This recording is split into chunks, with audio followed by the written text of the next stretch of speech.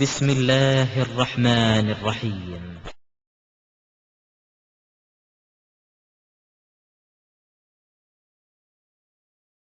The Holy Bible is the God's Word. இன்றைய நாளுக்குரிய தலைப்பு வேதாகமம் தேவனுடைய வார்த்தையா என்பது. If you have posed this question, is the Holy Bible God's Word? In a court of law, the only answer. ஒருவேளை நீங்கள் நீதிமன்றத்திலே இதே கேள்வியை நீங்கள் கேட்டால் அதற்கு வருகிற ஒரே பதில், A Bible believing Christian and a Quran believing Muslim would be allowed to give is a yes. வேதாகமத்தை நம்புகிற கிறிஸ்தவனும் குர்ஆனை நம்புகிற இஸ்லாமியரும் ஆம் என்கிற ஒரு பதிலை தான் கூற முடியும். The court will stop a Christian or a Muslim from answering a no. Why do I say this? ஒருவேளை நீதிமன்றமானது ஒரு இஸ்லாமியனையோ அல்லது ஒரு கிறிஸ்தவனையோ இல்லை என்று சொல்வதை தடுத்து நிறுத்தும். ஏன்? In any court of law, if you have already agreed in word or deed to any particular thing, எந்த ஒரு நீதிமன்றத்திலும் நீங்கள் எந்த ஒரு வாக்கினையாகிலும் செயலையாகிலும் ஒத்துக்கொண்டிருந்தால் you will be stopped from raising any objection even in the Supreme Court. நீங்கள் அதை குறித்துதான எந்த ஒரு ஆட்சேபனையும் உச்ச நீதிமன்றத்திலே கூட நீங்கள் எழுப்ப முடியாது. The basic principles of this can be seen in the Indian Evidence Act 1872 section 115 to 170. இந்திய எவிடன்ஸ் ஆக்ட் என்று சொல்லப்படுகிற அந்த சட்டத்திலும் சரி மற்ற சட்டங்களிலும் சரி இதை குறித்து நீங்கள் தெளிவாக பார்க்கலாம். This is logical as well. இது தத்துவபூர்வமானது. The Holy Bible is the final authority for the Christians. பரிசுத்த வேதாகமே ஒரு கிறிஸ்தவனுக்கு அடிப்படையான அதிகாரமாக இருக்கிறது. And the Quran is the final authority for the Muslims. அதே போலவே குர்ஆனும் ஒரு முஸ்லிமுக்கு ஆதாரமாக அடிப்படை ஆதாரமாக இருக்கிறது. And both of them have unanimously declared that the Bible is the God's word. இருவருமே இணைந்து ஒத்துக்கொண்டிருக்கிற ஒரு காரியம் பைபிள் தேவனுடைய வார்த்தை என்பது. In fact, if TNDJ believes in the Quran, I do not know why they have come here to debate in the first place. ஒருவேளை இங்கே அமர்ந்திருக்கிற TNDJ அவர்கள் குர்ஆனை நம்பினார்கள் என்றால் இந்த விவாதத்திற்கு ஏன் அவர்கள் முதலாவது வந்திருக்கிறார்கள் என்ற கேள்வி வருகிறது. We do not consider Quran as the God's word. நாம் குர்ஆனை தேவனுடைய வார்த்தை என்று ஏற்றுக்கொள்ளவில்லை. But we will be quoting Quran and the other Islamic texts only to show that the Islamic final authority has already agreed with our arguments. ஒருவேளை நாங்கள் குர்ஆனில் இருந்து மேற்கோளிட்டு காட்டும்போது அவர்கள் அதை அதிகாரப்பூர்வமாக என்று ஒத்துக்கொண்டிருக்கிறதுனால அதை நாங்கள் செய்ய விரும்புகிறோம். Now let us examine the case. நாம் இப்பொழுது ஒரு காரியத்தை பார்க்கலாம். Point number 1, the Holy Bible is the God's word. முதலாவது குறிப்பு, வேதாகமம் தேவனுடைய வார்த்தை. Yes, according to the Holy Bible, therefore we say yes. இது ஏனென்றால் அது பரிசுத்த வேதாகமத்தின் அடிப்படையிலே அது ஆம் என்று இருக்கிறபடியால் நாமும் ஆம் என்று சொல்கிறோம். Yes, according to the Quran, but we do not know what our friends from TNDJ has to say. வேதாகமம் தேவனுடைய வார்த்தை என்பது ஆம் என்பது குர்ஆனிலும் சொல்லப்பட்டிருக்கிறது. அதை நம்முடைய TNDJ நண்பர்கள் எப்படி ஒத்துக்கொள்கிறார்கள் என்று தெரியவில்லை. Our Lord Jesus Christ himself taught us that the Holy Bible is the God's word. நம்முடைய ஆண்டவராகிய இயேசு கிறிஸ்துவும் நமக்கு கற்பித்திருக்கிறார் வேதாகமம் தேவனுடைய வார்த்தை என்று. Regarding the Old Testament, பழைய ஏற்பாட்டை குறித்து in Matthew chapter 22 verse 31, மத்தேயு 22ஆம் அதிகாரம் 31ஆம் வசனத்திலே Lord Jesus Christ quoted from Exodus chapter 3 verse 6 and said to the first century Christians, God spoke to you. அங்கே யாத்திராகமம் 3ஆம் அதிகாரத்தில் சொல்லப்பட்டிருக்கிற அந்த காரியத்தை முதலாவது நூற்றாண்டு கிறிஸ்தவர்களுக்கு இயேசு கிறிஸ்து சொன்னார், யாவே ஒருவர் என்று சொல்லி. In other words, Jesus confirmed to us that the Old Testament is the God's word. அப்படியானால் இயேசு கிறிஸ்து உறுதியிட்டு சொல்லுகிறார் பழைய ஏற்பாடு தேவனுடைய வார்த்தை என்று சொல்லி. Regarding the New Testament, புதிய ஏற்பாட்டை குறித்து in John chapter 14 verse 26 and John chapter 16 verse 13 to 15, யோவான் 14ஆம் அதிகாரம் 26ஆம் வசனத்திலும் யோவான் 16ஆம் அதிகாரம் 13 இருந்து 15வது வசனங்களிலும் Lord Jesus Christ told to his disciples that the Holy Spirit will teach and remind them of everything that he taught. இயேசு கிறிஸ்து தம்முடைய சீஷர்களுக்கு சொல்லி இருக்கிறார், பரிசுத்த ஆவியானவர் தாம் கற்பித்த எல்லாவற்றையும் குறித்து அவர்களுக்கு ஞாபகம் ஊட்டுவார் என்று சொல்லி. Confirming the fulfillment of this promise, இந்த தீர்க்க தரிசன வார்த்தைக்கு நிறைவேறுதல் வண்ணமாக disciples said that they were inspired by the Holy Spirit. சீஷர்கள் சொன்னார்கள் நாங்கள் பரிசுத்த ஆவியினால் ஏவப்பட்டிருக்கிறோம் என்று சொல்லி. In 1 John chapter 4 verse 6, 1 யோவான் 4ஆம் அதிகாரம் 6ஆம் வசனத்திலே Apostle John says that rejecting his teaching is to reject God's word. அங்கே யோவான் அப்போஸ்தலன் சொல்லுகிறார் தன்னுடைய உபதேசங்களை நிராகரிக்கிறவன் தேவனுடைய வார்த்தையை நிராகரிக்கிறான் என்று சொல்லி. In 1 Thessalonians chapter 2 verse 13, 1 தெசலோனிக்கேயர் 5ஆம் அதிகாரம் 13ஆம் வசனத்திலே Apostle Paul attests that his words are inspired word of God. அங்கே அப்போஸ்தலனாகிய பவுல் சொல்லுகிறார் இந்த வார்த்தை தேவனுடைய ஆவியினால் ஏவப்பட்டது அருளப்பட்டது என்று சொல்கிறார். The Holy Bible in 2 Peter chapter 3 verse 15 and 16. 2 பேதுரு 3ஆம் அதிகாரம் 15 14 வசனங்களை வேதாகமம் சொல்லுகிறது. Apostle Paul's epistles are scriptures. அங்கே அப்போஸ்தலர் பவுலுடைய வார்த்தைகள் எல்லாம் வேதாகமத்தின் அடிப்படையில் உள்ளவைகள் என்று சொல்லப்பட்டது. Apostle Paul summarized this all by the inspiration of the Holy Spirit. இங்கே அப்போஸ்தலனாகிய பவுல் தன்னுடைய வார்த்தைகள் எல்லாவற்றையும் அங்கே அவர் குறுக்கி சொல்லுகிறார். 2 Timothy chapter 3 verse 16, all scripture is God breathed. அங்கே 2 தீமோத்தேயு 3:16 வாசிக்கிறோம் தேவனுடைய வார்த்தை எல்லாம் தேவனுடைய ஆவியினால் அருளப்பட்டிருக்கிறது என்று சொல்லி. This includes both the Old and the New Testament. இது பழைய ஏற்பாட்டையும் புதிய ஏற்பாட்டையும் சேர்த்து குறிக்கும். 1 Timothy chapter 5 verse 18, 1 தீமோத்தேயு 5:18 not only includes Deuteronomy chapter 25 verse 4 as the scripture, அங்கே யாத்திராகமம் 25ஆம் அதிகாரம் 18ஆம் வசனத்தை 4ஆம் வசனத்தை குறிப்பிடுகிறது. and also Luke chapter 10 verse 7 as the scripture. அங்கே லூக்கா 10ஆம் அதிகாரம் 7ஆம் வசனத்தையும் வேதாகமம் என்று அது குறிப்பிடுகிறது. Quran also agrees with this. இதை குர்ஆனும் கூட ஒத்துக்கொள்கிறது. In Surah chapter 3 verse 23, இங்கே சூரா 3ஆம் ஆயத்து 3:23 Quran calls the Holy Bible as the scripture of Allah. அங்கே சொல்லுகிறது வேதாகமம் அல்லாஹ்வினுடைய ஒரு வேதாகமம் என்று அங்கு சொல்லப்பட்டிருக்கிறது. In Surah chapter 2 verse 53, Quran calls the Holy Bible as the Al-Furqan, the criterion. அங்கே சூரா 2:53 குர்ஆன் சொல்லுகிறது வேதாகமானது அல் ஃபுர்கா அதுதான் நிறையானது என்று சொல்லுகிறது. Now, point number 2, which are the books of the Holy Bible? வேதாகமத்தில் உள்ள புத்தகங்கள் எல்லாம் எவைகள்? The Holy Bible gave us clear direction in this point, and we in Sakshi follows that. இங்கே வேதாகமானது தெளிவான ஒரு அத்தாட்சியை ஒரு வழியை காட்டுகிறதை நாம் அங்கே பார்க்கிறோம். The Quran also gave the direction, but we do not know what the TNDJ has to say on that. இங்கே குர்ஆனும் கூட தன் வழிநெறியை காட்டுகிறது. அதை குறித்து TNG என்ன சொல்கிறார்கள் என்று தெரியவில்லை. As you know, the Holy Bible is divided into two parts, the Old Testament and the New Testament. உங்களுக்கு தெரியும் வேதாகமானது இரண்டு பகுதியாக இருக்கிறது, பழைய ஏற்பாடு புதிய ஏற்பாடு என்று. The Old Testament, which is the Jewish Bible, and the New Testament, which is a covenant given to the Christians. இங்கே பழைய ஏற்பாடானது யூதர்களுடைய வேதாகமம், புதிய ஏற்பாடு என்பது கிறிஸ்தவர்களுக்கு கொடுக்கப்பட்டிருக்கிற ஒரு உடன்படிக்கை என்று பார்க்கிறோம். The Holy Bible teaches this. பரிசுத்த வேதாகமம் இதை போதிக்கிறது.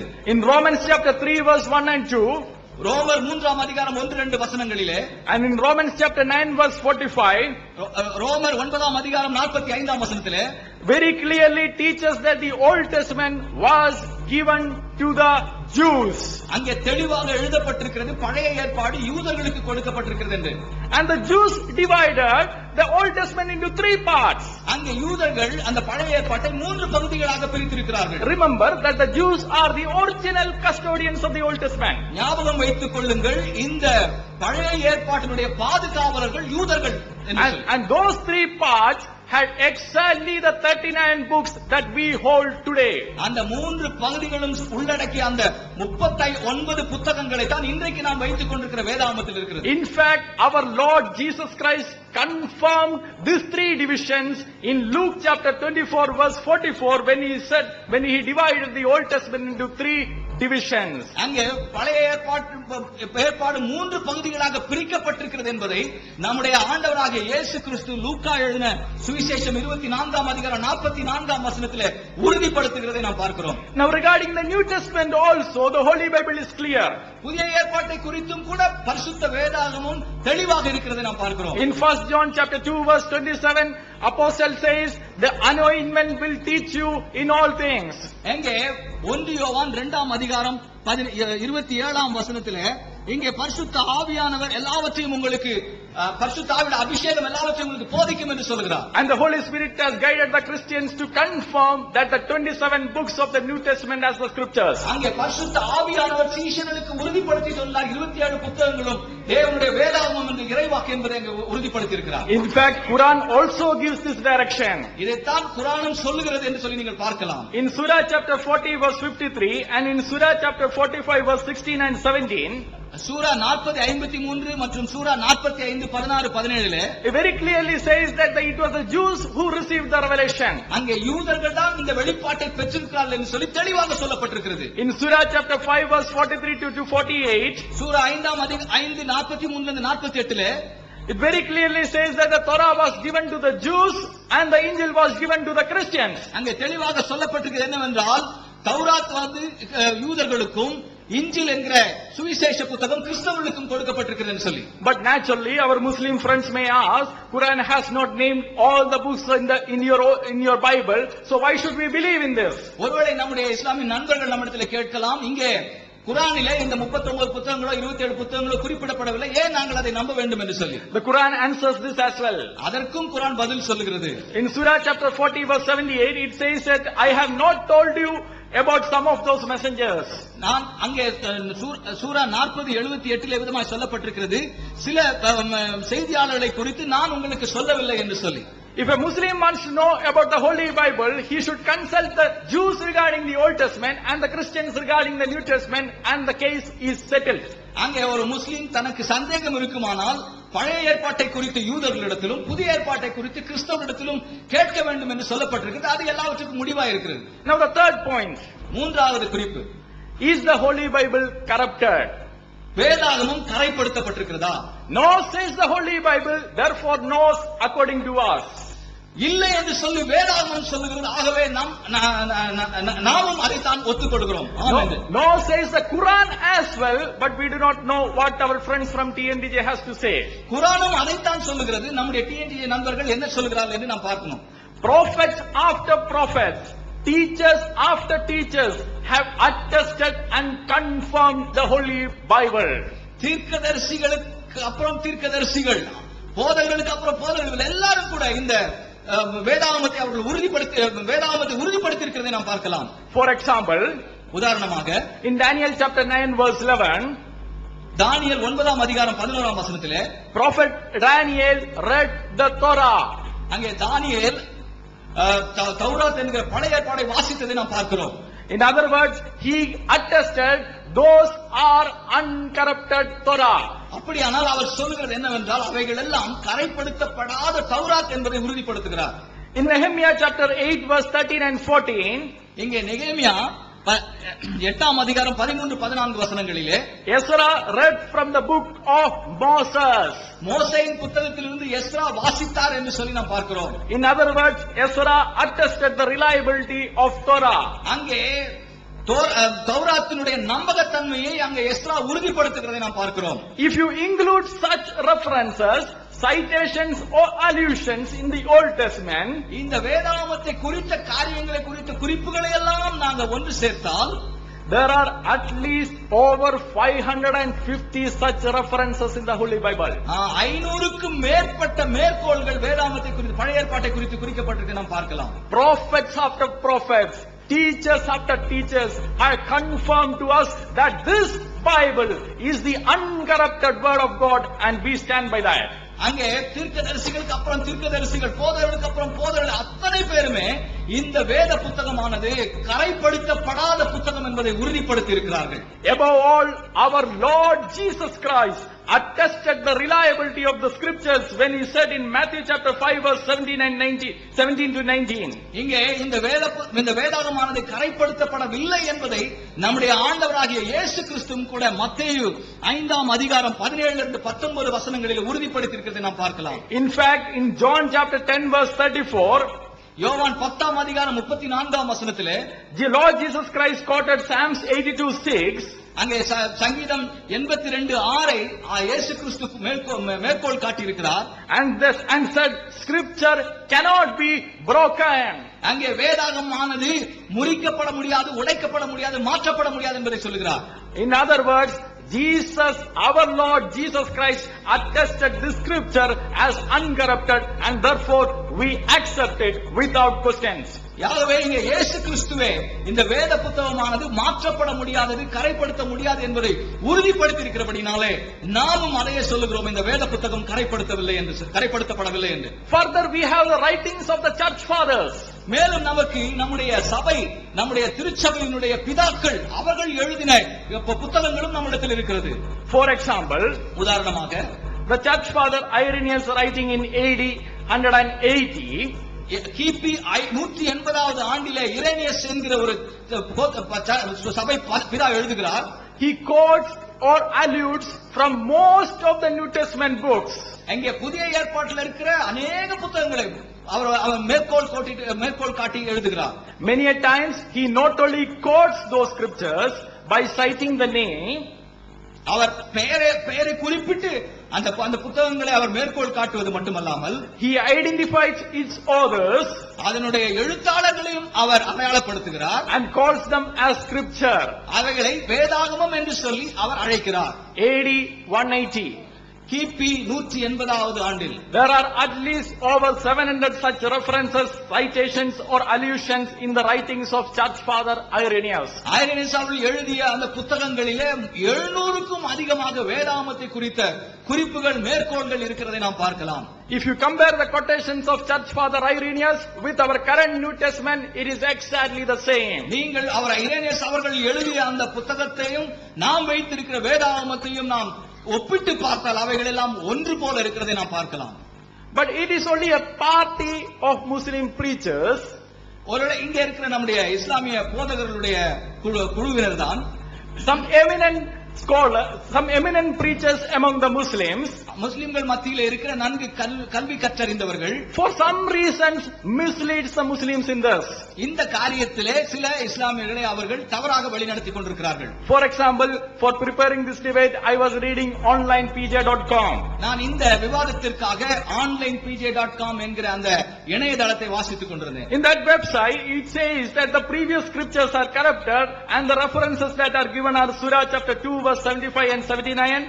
இங்கே அந்த இணையதளத்தில் நான் வாசித்த காரியம் என்னவென்றால், வேதாகமத்தினுடைய புத்தகங்கள் எல்லாம் கரைப்படுத்தப்பட்டிருக்கிறது, அதற்கு ஆதாரம் என்று சொல்லி சூரா 2:75-79 அவர்கள் குறிப்பிடுகிறார்கள். Surah 3:78, Sura 3:78, Surah 4:46, Sura 4:46, Surah 5:13 and 41. அங்கே சூரா 5:13-41. These verses are cited from the Quran, and it's argued that the previous scriptures are corrupted. இங்கே அந்த இவைகளின் அடிப்படையில முந்தைய வேதாகமங்கள் எல்லாம் கரைப்படுத்தப்பட்டிருக்கிறது என்று சொல்லி அங்கே விவாதிக்கிறார்கள்.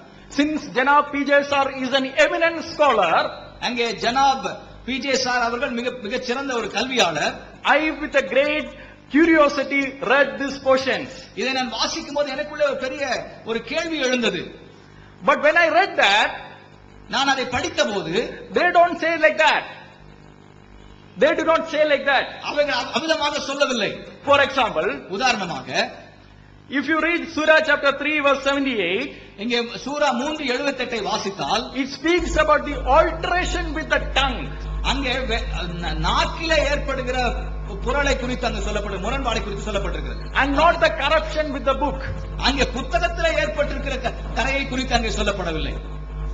Now if P.J. Sir, Janab P.J. Sir still thinks that it is a textual corruption, ஒருவேளை இப்பொழுது ஜனாப் PJ அவர்கள் அது எழுத்திலே ஏற்பட்டிருக்கிற ஒரு கரை என்று நினைப்பார்களானால், let him answer this question. அவர் இந்த கேள்விக்கு அவர் பதில் சொல்லட்டும். In the same surah, in the same chapter, அதே ஆயத்து அதே சூராவிலே விதமாய் சொல்லப்பட்டிருக்கிறது. Surah chapter 3:93, அங்கே 3:93 சொல்லப்பட்டிருக்கிறது. it says, say, bring the Torah and recite it if you should be truthful. அங்கே என்ன சொல்லப்பட்டிருக்கிறது என்றால், தௌராத்தை எடுத்து வந்து அதை நீ ஓது என்று சொல்லி. Is Allah asking the Jews to recite a corrupted text? ஒருவேளை அல்லாஹ் யூதர்களை வந்து கரைப்படுத்தப்பட்ட மாற்றப்பட்ட ஒரு வேதாகமத்தையா கொண்டு வந்து ஓத சொல்லுகிறார்? Now let us take another verse. இன்னொரு வாக்கியத்தை பார்க்கலாம். Surah chapter 4 verse 46. Sura 4:46ல Again it speaks about testing with the tongue and not the corruption in the book. அங்கே நாக்கு புரளுவதை குறித்து தான் அங்கே சொல்லப்பட்டிருக்க ஒழிய வேதாகமத்திலே ஏற்பட்டிருக்கிற கரையை குறித்து மாற்றத்தை குறித்து சொல்லப்படவில்லை. Now let us take another verse. இன்னொரு வாக்கியத்தை நம்ம வாசிக்கலாம். Surah 5:13 and 41. சூரா 5:13-41 வாசிக்கலாம். Again it speaks about the distortion in usage but not the corruption in the book. அங்கே உபயோகப்படுத்துகிற விதத்தில் ஏற்பட்டிருக்கிற மாற்றங்களை குறித்து தான் சொல்லப்பட்டிருக்க ஒழிய இந்த வேதாகமம் மாற்றப்பட்டிருக்கிறது என்பதை குறித்து சொல்லப்படவில்லை. If Janab PJs are still doubts it, ஒருவேளை ஜனாப் பிஜே அவர்கள் இன்னும் அவர்களுக்கு சந்தேகம் இருக்குமானால் probably as a scholar he can answer the following questions. அவர் ஒரு அறிஞராக இருக்கிறபடினால இந்த கேள்விகளுக்கு அவர் பதில் சொல்லட்டும். In Surah chapter 5 verse 43 and 44, Sura 5:43-44 Allah asks us, அங்கே அல்லாஹ் அழைக்கிறார், why should the Jews come to Hazrat Muhammad when they have the Torah with them? அவர்களிடத்திலே தௌராத் என்கிற அந்த வேதாகம் இருக்கும்போது ஏன் முகமதுவிடத்திலே வருகிறார்கள் யூதர்கள் என்று சொல்லி கேட்கிறார். And then Allah asks the Jews to judge by the Torah that they have. அவர்கள் அப்போ பிற்பாடு அல்லாஹ் சொல்லுகிறார், யூதர்கள் தங்களிடத்தில் இருக்கிற அந்த தௌராத்தின் அடிப்படையில் அவர்கள் நியாயம் தீர்க்கும்படியாக சொல்கிறார். If Torah is already corrupted, will Allah ask the Jews to judge by that Torah? இங்கே அவங்க கொடுக்கப்பட்ட அந்த தௌராத் என்ற புத்தகம் ஏற்கனவே அது கரைப்படுத்தப்பட்டிருந்தால் அல்லாஹ் யூதர்களை அந்த கரைப்படுத்தப்பட்ட வேதாகமத்தின் அடிப்படையில் நியாயம் தீர்க்க சொல்லுவாரா? Or question number 3. மூன்றாவது கேள்வி. In Surah chapter 5 verse 46 and 47, Sura 5:46-47 Allah is asking the Christians to judge by the Injil that they have, the book that they have. அல்லாஹ் கிறிஸ்தவர்களை அவரிடத்தில் கொடுக்கப்பட்ட இன்ஜில் என்ற அந்த சுவிசேஷத்தின் அடிப்படையில் நியாயம் தீர்க்க சொல்கிறார். If Injil is already corrupted, do you think that the Allah will ask the Christians to judge by the Injil that they have? இந்த இன்ஜில் என்பது ஏற்கனவே கரைப்படுத்தப்பட்ட ஒரு புத்தகமாக இருக்குமானால் அந்த கரைப்படுத்தப்பட்ட புத்தகத்தின் அடிப்படையில் கிறிஸ்தவர்கள் நியாயம் தீர்த்து கொள்ளலாம் என்று சொல்லி அல்லாஹ் சொல்லுவாரா? Now the only verse out of the verses that he cited which remains is Surah chapter 2 verse 75 and 79. அவர் குறிப்பிட்டிருக்கிற அந்த சூறாக்களிலே இறுதியாக இருக்கிற ஒரு சூரா 2:75-79. Now there can be different interpretations of this verse. இந்த குறிப்பிட்ட வாக்கியத்துக்கு நிறைய பல விதங்களிலே நாம் மொழிபெயர்க்க பல விதங்களில் அர்த்தம் எடுத்துக் கொள்ளலாம். But for argument's sake, let us accept that it speaks about some textual corruption. ஒருவேளை இது விவாதத்திற்கு மாத்திரம் நாம் எடுத்துக்கொள்வோம் இது இங்கே வேதாகமத்தில் ஏற்பட்டிருக்கிற எழுத்திலே வார்த்தைகளிலே மாற்றம் என்று சொல்லி. Even then Quran adds a very important qualifier in the same verse. அதே வார்த்தையிலே மிக முக்கியமாக ஒரு வார்த்தையை அங்கே குர்ஆன் சொல்லுகிறது நம்ம பார்க்கலாம். It speaks about the Jews and only about a party of the Jews. அங்கே யூதர்களிலே ஒரு குறிப்பிட்ட யூத குழுவினரை குறித்து மாத்திரம் அங்கே சொல்லப்பட்டிருக்கிறதை பார்க்கலாம். Why it is important? ஏன் அது முக்கியமானது? It is not speaking about the Christians. அது கிறிஸ்தவர்களை குறித்து சொல்லவில்லை. It is not even speaking about the entire Jews. அது முழு யூதர்களை குறித்தும் அது சொல்லவில்லை. Now you might think that I am interpreting the text on my own. No. நான் இதை என்னுடைய சொந்த அடிப்படையில் நான் இதை அர்த்தம் கொள்கிறேன் என்று சொல்லி நீங்கள் நினைக்கலாம். இல்லை, அப்படி இல்லை. If you have doubt, you can read Surah chapter 319 and Surah chapter 759. இங்க சூரா 3:199 சூரா 7:159 நீங்கள் வாசித்து பார்க்கலாம். It says that a section of the people of the book will never sell the signs of Allah for a miserable gain. அங்கே ஒரு குறிப்பிட்ட மக்கள் பணத்திற்காக அல்லாஹ்விட்டால் ஒரு ஆதாயத்திற்காக அற்பமான ஆதாயத்துக்காக அவர்கள் என்ன செய்ய மாட்டார்கள்? அல்லாஹ்வுடைய வார்த்தைகளை அவர்கள் விற்க மாட்டார்கள் என்று சொல்லப்பட்டிருக்கு. Now the logics demand that we should conclude that the uncorrupted text of the Holy Bible was available at the time of Hazrat Muhammad. நம்முடைய தத்துவத்தின் அடிப்படையில் நம்ம பார்த்தாலும் கூட ஹஜ்ரத் முகமது அவருடைய நாட்களிலே கரைப்படுத்தப்படாத வேதாகமம் இருந்தது என்று சொல்லி நாம் அறிந்து கொள்கிறோம். Now if you still want to pick this verse and that verse, ஒருவேளை இந்த வார்த்தையை நாம் மறுபடியும் எடுத்துக்கொள்ள வேண்டும் என்று விரும்பினால், I would say that is not a scholarly way of approaching any issue. எந்த ஒரு காரியத்தையும் நாம் அறிவுபூர்வமாக நாம் ஆராய்கிற ஒரு காரியம் அது அல்ல. You will have to survey the entire text. நாம் அந்த முழு பகுதியை நாம் வாசிக்க வேண்டும். Now if we read the entire Quran, what do we see? அந்த முழு குர்ஆனை நாம் வாசிக்கும் போது என்ன பார்க்கிறோம்? It again attests us that the Holy Bible is the uncorrupted word of God. அங்கே வேத புத்தகமானது கரைப்படுத்தப்படாத குறையில்லாத ஒரு வேதாகமம் என்று சொல்லி அது உறுதிப்படுத்துகிறதை நாம் பார்க்கிறோம். If TNTJ does not agree with this, TNTJ அவர்கள் இதற்கு ஒத்துக்கொள்ளவில்லை என்றால், I am sure that there are eminent scholars on their side and they can answer the following questions. அவர்கள் மத்தியிலே இருக்கிற அறிஞர்கள் இந்த கேள்விகளுக்கு பதில் சொல்லட்டும். In question number 4, நான்காவது கேள்வி, when Quran speaks about the scriptures of the Jews and the Christians, குர்ஆனானது கிறிஸ்தவர்களுடைய யூதர்களுடைய வேதாகமத்தையும் கிறிஸ்தவருடைய வேதாகமத்தையும் குறித்து பேசும்போது it often uses a terminology called between his hands. அவருடைய கரங்களுக்கு இடையிலே என்கிற ஒரு வார்த்தை அங்கே சொல்லப்பட்டிருக்கிறது நம்ம பார்க்கலாம். For example, Surah chapter 3 verse 3 says, அங்கே சூரா 3:3 விதமாக வாசிக்கிறோம், He has sent down upon you, O Muhammad, the book in truth, confirming what is between his hands. அங்கே முகமதுவே சத்தியமாகிய அந்த புத்தகத்தை உம்முடைய கரத்திலே கொடுத்திருக்கிறேன், உம்முடைய கரங்களில் இடையில் இருக்கிறதை நான் உறுதிப்படுத்துகிறேன் என்று சொல்லப்பட்டிருக்கிறது. Between his hand is a clear expression which means that existed at that time. கரங்களுக்கு இடையே என்று சொல்லுகிற ஒரு காரியம் என்னவென்றால் அப்பொழுது இருக்கிற புத்தகம் என்பதை குறித்து அது தெளிவுபடுத்துகிறது நம்ம பார்க்கலாம். Similar verses can be found in Surah chapter 10 verse 37 and 1211. அதே போன்ற வாக்கியங்களை நாம் சூரா 10:37, 12:111 நம்ம பார்க்கலாம். If Torah and the Injil were corrupted, தௌராத்தும் இஞ்சிலும் ஏற்கனவே கரைப்படுத்தப்பட்டிருந்ததானால், do you think that the Quran will use the terminology between his hands? அங்கே அவருடைய கரங்களுக்கு இடையே என்கிற அந்த வார்த்தையை குர்ஆன் பயன்படுத்தியிருக்கும் என்று யோசிக்கிறீர்களா, நம்புகிறீர்களா? Probably our friends can answer that. அதற்கு நம்முடைய நண்பர்கள் பதில் சொல்லுவார்கள். Question number 5, ஐந்தாவது கேள்வி, Surah chapter 7 verse 157 says, சூரா 7:157 இவ்விதமாக எழுதப்பட்டிருக்கிறது, Jews and the Christians can find the prophecies of Hazrat Muhammad in the Torah and the Injil which are with them. யூதர்களும் கிறிஸ்தவர்களும் முகமது நபியை குறித்த தீர்க்க தரிசனங்களை தௌராத்திலும் இஞ்சில் புத்தகத்திலும் அவர்கள் பார்க்கலாம் என்று சொல்லி. If Torah and Injil are already corrupted, do you think Allah will appeal to those books? அங்கே தௌராத்தும் இஞ்சில் புத்தகங்களும் ஏற்கனவே கரைப்படுத்தப்பட்டிருந்ததனால் அல்லாஹ் அந்த புத்தகங்களை நீங்கள் பாருங்கள் என்று சொல்லியிருப்பாரா? Question number 6, ஆறாவது கேள்வி, Surah chapter 10 verse 94 says, சூரா 10:94 சொல்லுகிறது, Allah commanded Hazrat Muhammad to check with the people of the book before him if he has any doubt. அல்லாஹ் முகமது சொல்லுகிறார், உங்களுக்கு ஏதாவது சந்தேகம் இருக்குமானால் இந்த புத்தகங்களை உடைய மனிதர்களிடத்திலே மக்களிடத்திலே நீங்கள் போய் உங்களுடைய சந்தேகத்தை தீர்த்துக் கொள்ளுங்கள் என்று சொல்கிறார். In fact, Hazrat Muhammad checked it as well. உண்மையிலே சொல்ல போனால் ஹஜ்ரத் முகமது அவர்கள் அதை அவிதமாக அவர் உறுதி செய்து கொண்டார். In Tafsir of Ibn Kathir, volume 4, தப்சீர் இப்ன் கதீர் வால்யூம் 4 page number 178 to 179, பக்கம் 178 179 records a sound Sahih Hadith where Hazrat Muhammad checked with the people of the Torah. அங்கே தெளிவாக எழுதப்பட்டிருக்கிறது, ஹஜ்ரத் முகமது அவர்கள் தௌராத்தை வாசிக்கிற மக்களிடத்திலே அவர் போய் உறுதி செய்து கொண்டார் என்று சொல்லி. If Torah and the Injil were corrupted, do you think that the Allah will command his prophet to check with the people of the book? இங்கே புத்தகத்தை உடைய மக்களிடத்தில் போய் உறுதி செய்து கொள்ளும்படியாக கரைப்படுத்தப்பட்ட ஒரு புத்தகத்தை போய் உறுதி செய்து கொள்ளும்படியாக அல்லாஹ் ஹஜ்ரத் முகமது அவர் சொல்லி இருப்பாரா?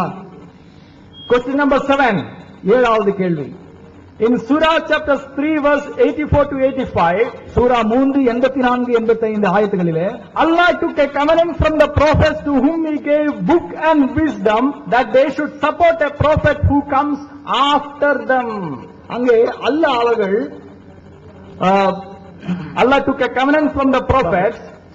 யாரிடத்திலே இந்த புத்தகங்களை கொடுத்திருக்கிறாரோ அந்த மக்களிடத்துல, புத்தகத்தையும் ஞானத்தையும் கொடுத்திருக்கிற மக்களிடத்துல ஒரு உறுதிமொழியை வாங்கிக் கொண்டார். என்னவென்றால் அவளுக்கு பிற்பாடு வருகிற நபியை அவர்கள் ஆதரிக்க வேண்டும் என்று சொல்லி. Since all those prophets are dead, how do you think that they are going to support the prophet who comes after them?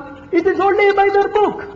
இங்கே தீர்க்கதரிசிகள் எல்லாம் நபிமார் எல்லாம் இறந்து விட்டிருக்கிறபடினால எப்படி அவர்கள் பின்பாக வருகிற நபிமார்களை அவர்கள் ஆதரிக்க முடியும்? அது புத்தகத்தின் வாயிலாகத்தான். If the books are already corrupted, what happened to Allah's covenant? அங்கே புத்தகமானது கரைப்படுத்தப்பட்டிருக்குமானால் அல்லாஹ்வுடைய உடன்படிக்கை என்னவானது? Further, question number 8, எட்டாவது கேள்வி. In Surah chapter 3 verse 55, Sura 3:55, Allah says that the disciples who follow Jesus will prevail till the day of resurrection. அங்கே அல்லாஹ் சொல்லுகிறார், இயேசுவை பின்பற்றுகிற அவருடைய சீஷர்கள் உயிர்த்தெழுதல் வரைக்கும் நிலைத்திருப்பார்கள் என்று சொல்லி. In Surah chapter 61:4, Sura 61:4, Allah again declares that they are the ones who prevailed. அல்லாஹ் மறுபடியும் சொல்கிறார், அவர்கள் தான் கடைசி வரை இருந்தவர்கள் என்று சொல்லி. Now, if the gospel that they were preaching, the disciples of Jesus were preaching, if it is already corrupted, do you think that they prevailed? அங்கே சீஷர்கள் அவர்கள் பிரசங்கித்து வந்த அந்த சுவிசேஷமானது ஏற்கனவே கரைப்படுத்தப்பட்டிருக்குமானால் அவர்கள் நிலைத்திருந்திருப்பார்கள் என்று நீங்கள் நம்புகிறீர்களா? Now question number 9, ஒன்பதாவது கேள்வி. Listen to this carefully. இதை நன்றாக கவனமாக கவனியுங்கள். In Surah chapter 28 verse 48 to 49, Sura 28, 48, 49 ஆயத்துகளிலே Allah challenges the unbelievers. அங்கே அல்லாஹ் அவிசுவாசிகளுக்கு ஒரு சவால் விடுகிறார். To bring a book, ஒரு புத்தகத்தை கொண்டு வர சொல்லுகிறார். Which is a better guide than Quran or Torah.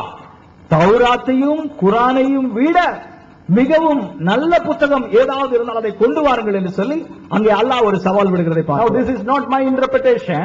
இது என்னுடைய விளக்கம் அல்ல. இது தஃப்சீர் ஆஃப் இப்ன் கதீர். அங்கே தஃப்சீர் இப்ன் கதீர் என்பவர் வால்யூம் 7 வால்யூம் 7வது வால்யூம்ல பேஜ் 418 418வது பக்கத்துல attested this. அவ்விதமாக அவர் சொல்லுகிறார். Now if Torah was already corrupted, அங்கே தௌராத்தானது ஏற்கனவே அது கரைப்படுத்தப்பட்டிருக்குமானால், why would Allah challenge anyone to bring a book like the Torah? ஏன் அல்லாஹ் தௌராத்தை போன்ற ஒரு புத்தகத்தை நீங்கள் கொண்டு வாருங்கள் என்று சொல்லி அவர் சவால் விட்டிருக்க வேண்டும்? Let our Muslim friends think and answer this. இதற்கு நம்முடைய இஸ்லாமிய நண்பர்கள் சிந்தித்து பதில் சொல்லட்டும். Now question number 10, 10வது கேள்வி. In Surah chapter 15 verse 9, சூரா 15 9வது ஆயத்துல Allah says he has sent down the dhikar. அல்லாஹ் செய்தியை, திக்கார் என்கிற அந்த செய்தியை அவர் அனுப்பி இருக்கிறார். In other words, the message, அந்த செய்தியானது, and he would guard it from corruption. அதை அழிவிலிருந்து அல்லாஹ்விட்டால் அதை கரைப்படுத்தப்படுவதிலிருந்து தற்காப்பார் என்று சொல்லப்பட்டிருக்கிறது. Now is Allah so weak that he cannot protect his own message? அவருடைய சொந்த செய்தியை பாதுகாக்க முடியாத அளவுக்கு அல்லாஹ் பலவீனமாக இருக்கிறாரா? Now if TNDJ friends believes that the word dhikar applies only to Quran, இந்த திக்கார் என்கிற வார்த்தை குர்ஆனுக்கு மாத்திரம்தான் பொருந்தும் என்று சொல்லி TNDJ நண்பர்கள் எண்ணினால், they must answer the next question as well. இதுக்கு அடுத்த கேள்விக்கு அவர்கள் பதில் சொல்ல வேண்டும். The Quran uses the question number 11. அங்கே கேள்வி 11வது கேள்வி. The Quran uses the word dhikar. இங்க குர்ஆன் திக்கார் என்கிற வார்த்தையை பயன்படுத்துகிறது. For the books of Moses, மூசாவினுடைய புத்தகங்களுக்கு அதை பயன்படுத்துவதை பார்க்கிறோம். சூரா 21:48, சூரா 21:48, சூரா 40:53 and 54, Sura 40:53-54. Now it is used for the Psalms. உங்க சங்கீதங்களை குறித்து சூரா chapter 21 verse 105, 21:105 சங்கீதங்களை குறித்து குறிப்பிடுகிறது. Now the same word has been used for the scripture that is given to the Jews and the Christians. யூதர்களுக்கும் கிறிஸ்தவர்களுக்கும் கொடுக்கப்பட்ட வேதாகமத்தை குறித்தும் சொல்லப்பட்டிருக்கிறது. சூரா chapter 16:43, Sura 14:43 and Sura 21:7, Sura 21:7. When the Quran does not restrict the meaning of the word dhikar, can the Muslim friends restrict the word dhikar only to Quran? திக்கார் என்கிற வார்த்தைக்கான அர்த்தத்தை குர்ஆன் எல்லா புத்தகங்களுக்கும், வேதாகமத்தில் உள்ள புத்தகங்களுக்கு அது பொருந்த செய்யும் போது குர்ஆனுக்கு மாத்திரம்தான் அது பொருந்தும் என்று சொல்லி நம்முடைய முஸ்லிம் நண்பர்கள் எப்படி சொல்ல முடியும்? Now question number 12, 12வது கேள்வி. In Sahih Bukhari volume 1, book number 1, புத்தகம் 1, hadith number 3, hadith 3, Sahih Bukhari volume 3, volume volume 4, book number 55, புத்தகம் 55, hadith number 605, 605வது புத்தகம், Sahih Bukhari, volume 6, book 60, புத்தகம் 60வது புத்தகம், hadith number 478, hadith 478, we read that Waraq bin Naful என்பவரை குறித்து வாசிக்கிறோம். With whom Hazrat Muhammad checked the nature of his revelation, அவருடைய வெளிப்பாட்டை குறித்து அந்த ஹஜ்ரத் முகமது அவர்கள் கலந்து ஆலோசித்தார்கள். He used to write gospels in Hebrew and in Aramaic as much as Allah wished him to write. அவர் சுவிசேஷத்திலே எபிரேய மொழியிலே சுவிசேஷத்தையும் அரபி மொழியிலும் சுவிசேஷத்தை எழுதுவதற்கு அல்லாஹ் எவ்விதமாக சொன்னார் அவ்விதமாக அவர் எழுதினார் என்று சொல்லி பார்க்கிறோம். Now was he writing a corrupted gospel? அவர் ஒரு கரைப்பட்ட அல்லது மாற்றப்பட்ட ஒரு சுவிசேஷத்தை எழுதுகிறாரா? If so, why is Allah prompting him to write? ஏன் அப்படி என்னால் அல்லாஹ் அவரை எழுதும்படியாக தூண்டுகிறார்? Now question number 13, 13வது கேள்வி. In சுன்னான் அபு தாவூத்ல book number 38, 38வது புத்தகம், hadith number 4434, hadith number 4434, Hazrat Muhammad asked the Jews to bring a Torah. அங்க ஹஜ்ரத் முகமது அவர்கள் யூதர்களிடத்திலே தௌராத் புத்தகத்தை கொண்டு வரும்படி சொல்கிறார். When the Jews brought the Torah, அந்த தௌராத் புத்தகத்தை யூதர்கள் கொண்டு வந்தபோது ஹஸரத் Muhammad placed it on a cushion, அங்க இருக்கிற ஒரு குஷன்ல அங்கே ஹஜ்ரத் முஹம்மது அவர்கள் அதை வைத்தார்கள் என்று பார்க்கிறோம். And he said, அதை விதமாக சொன்னார், I believed in thee and in who revealed thee. நீ சொன்னவற்றை நான் விசுவாசிக்கிறேன், நீ வெளிப்படுத்தினவற்றையும் நான் விசுவாசிக்கிறேன் என்று சொல்கிறார், நம்புகிறேன் என்று சொல்கிறார். Now Tafsir of Ibn Kathir,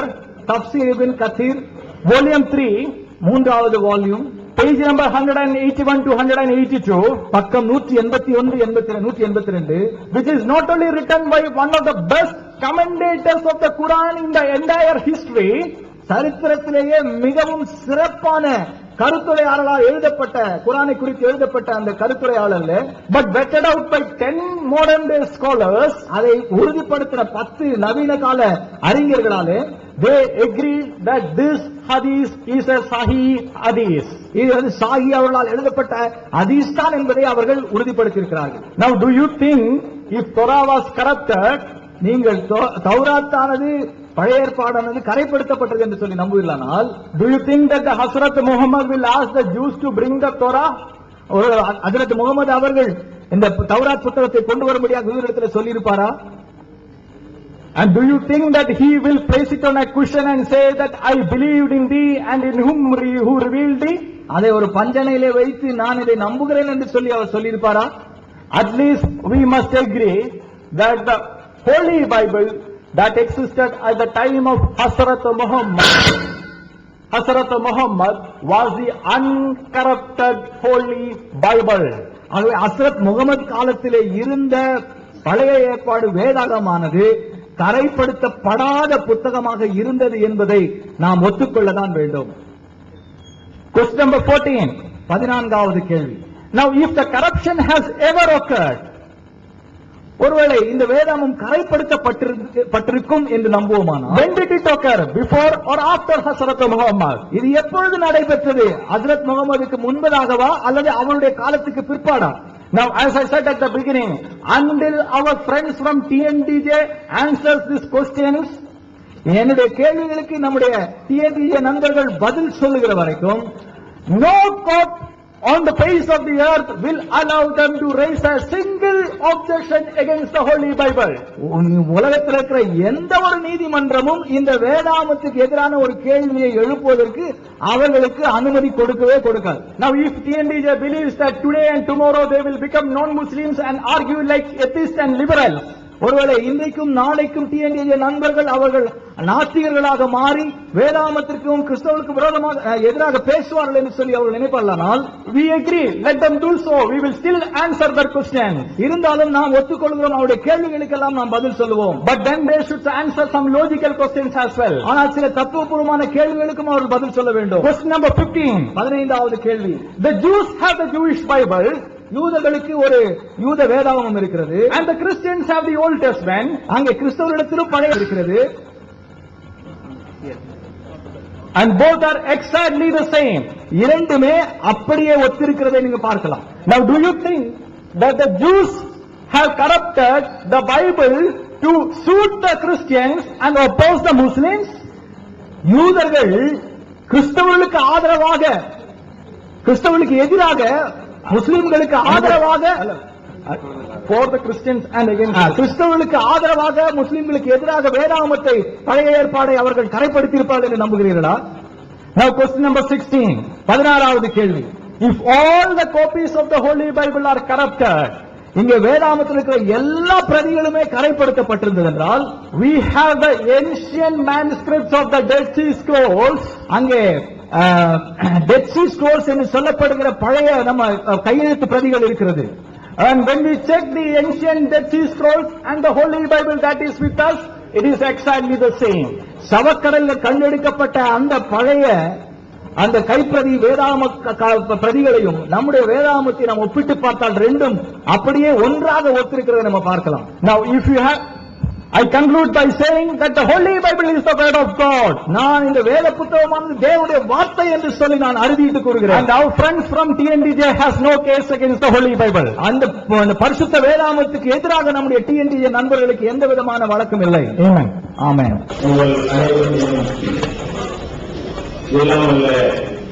இறைவனின் சாந்தியும் சமாதானமும் உண்டாகட்டும். அன்பிற்குரிய சகோதரர்களே, பைபிள் இறைவேதமா என்ற தலைப்பிலே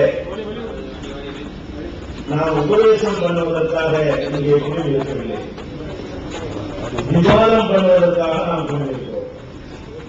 விவாதம் என்று சொன்னால் அது இறைவேதம்தான் என்பதை அதற்குரிய காரணங்களோடும் சான்றுகளோடும் எடுத்து காட்டி இது இறைவேதம்தான் என்று நிரூபிக்க வேண்டும். இவர்கள் எப்படி எதிர்த்தரப்பினர்கள் நிரூபித்திருக்கிறார்கள்? முதலாவது இறைவேதம் என்பதற்கு அவர்கள் வைத்த வாதம் என்னவென்று சொன்னால், நீதிமன்றங்களிலே பைபிளை வேதம் என்று ஏற்றுக்கொள்கிறார்கள், குர்ஆனை வேதம் என்று ஏற்றுக்கொள்கிறார்கள். இதுதான் அவங்க வைச்ச முதல், அதனால அது சர்ச்சைக்கு அப்பாற்பட்டது. இது முதல்ல நீதிமன்றத்தை பற்றி கூட அவர்களுக்கு போதுமான அது விளக்கம் இல்லை என்று தெரிகிறது. நீதிமன்றங்கள்ல அவரவர்கள் எதை வேதம் என்று நம்புகிறார்களோ அதன் மீது சத்தியம் செய்ய சொல்வார்கள். பகவத்கீதையை நம்புறவன அதுல சத்தியம் செய்ய சொல்வார்கள். குர்ஆனை நம்புறவன நான் சொல்றது உண்மை என்று அதுல சத்தியம் செய்ய சொல்வார்கள். கிறிஸ்தவர்கள் பைபிளை நம்பினா பைபிள்ல சத்தியம் செய்ய சொல்வார்கள். எதுலையும் எனக்கு நம்பிக்கை இல்லை என்று சொன்னால் மனசாட்சியின் மீது சத்தியம் செய்யறேன் என்று சொல்ல சொல்வார்களே தவிர, நீதிமன்றங்கள்லாம் ஏற்றுக்கொண்டது இது ஆதாரம். அப்ப பகவத்கீதையும் வேதம், அது மாதிரி குருத்வாராக்கள் வச்சிருக்கிறாங்களே கிரந்த சாஹிப், அது வேதம், அவனுக்கு வேதம், இது ஆதாரம். நாம எதை ஏற்றுக்கொள்றோமோ அதுல சத்தியம் செய்ய என்று சொல்வது, அவன் நம்புகிற விதத்தில் சத்தியம் செய்ய சொன்னா பயப்படுவான் என்பதற்காக நீதிமன்றங்கள்ல ஒரு நடைமுறை வைத்திருக்கிறார்கள் என்பது பைபிள் இறைவேதம் என்பதற்கு பெரிய ஆதாரம்.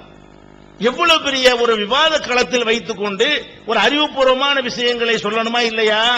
இது முதலாவது வாதமாக எடுத்து வைத்தார். சொல்லுங்க. Assalamu alaikum wa rahmatullahi wa barakatuh. My dear brothers and sisters, may Almighty God's peace, blessings and mercy be on all of you. Today we have gathered for an historic debate. Is the Bible God's word? First of all, we should know that this is not something which is an advice to the people. We have not come for that purpose. We have come to know about the subject. If this is a debate, if it's a conversation and advice, that's a different thing. And the first thing, the first proof we have taken is that they are referring to the courts, that in the courts, they have agreed that the Bible, Quran and Bhagavad Gita as the truly words of God. I think they don't know much about the court and the laws. Because in the court, for a Hindu, they know that Bhagavad Gita is the book of God for them. And for a Muslim, they know Quran is the word. And for the Christian, everyone knows, including the court and the laws, that for them, as a common, it is the book of God, the Bible. See, for a person who has no religion, for him, it's a conscience, it's a conscience. See, for a Muslim, they will ask to do the sovereign, the promise on the Quran. For the Hindu, they will do it on the Bhagavad Gita. For the Christian, they will naturally ask to do it on the Bible. And for the person who has no religion, they will just say that, speak on your conscience. Have a promise on that and then speak. So is this a debate? I mean, is this a point of a debate? This is not correct according to their points. அடுத்ததாக எந்த நீதிமன்றங்கள்லையும் குரானும் பைபிளும் வேதம் இல்லைன்னு வழக்கு போட முடியாது, பகவத்கீதையும் போட முடியாது. உணர்வு சம்பந்தமான விஷயங்கள்ல நீதிமன்றங்கள் வழக்கு எடுத்துக்கொள்ள மாட்டார்கள். ரஷ்யாவிலே போட முடியல.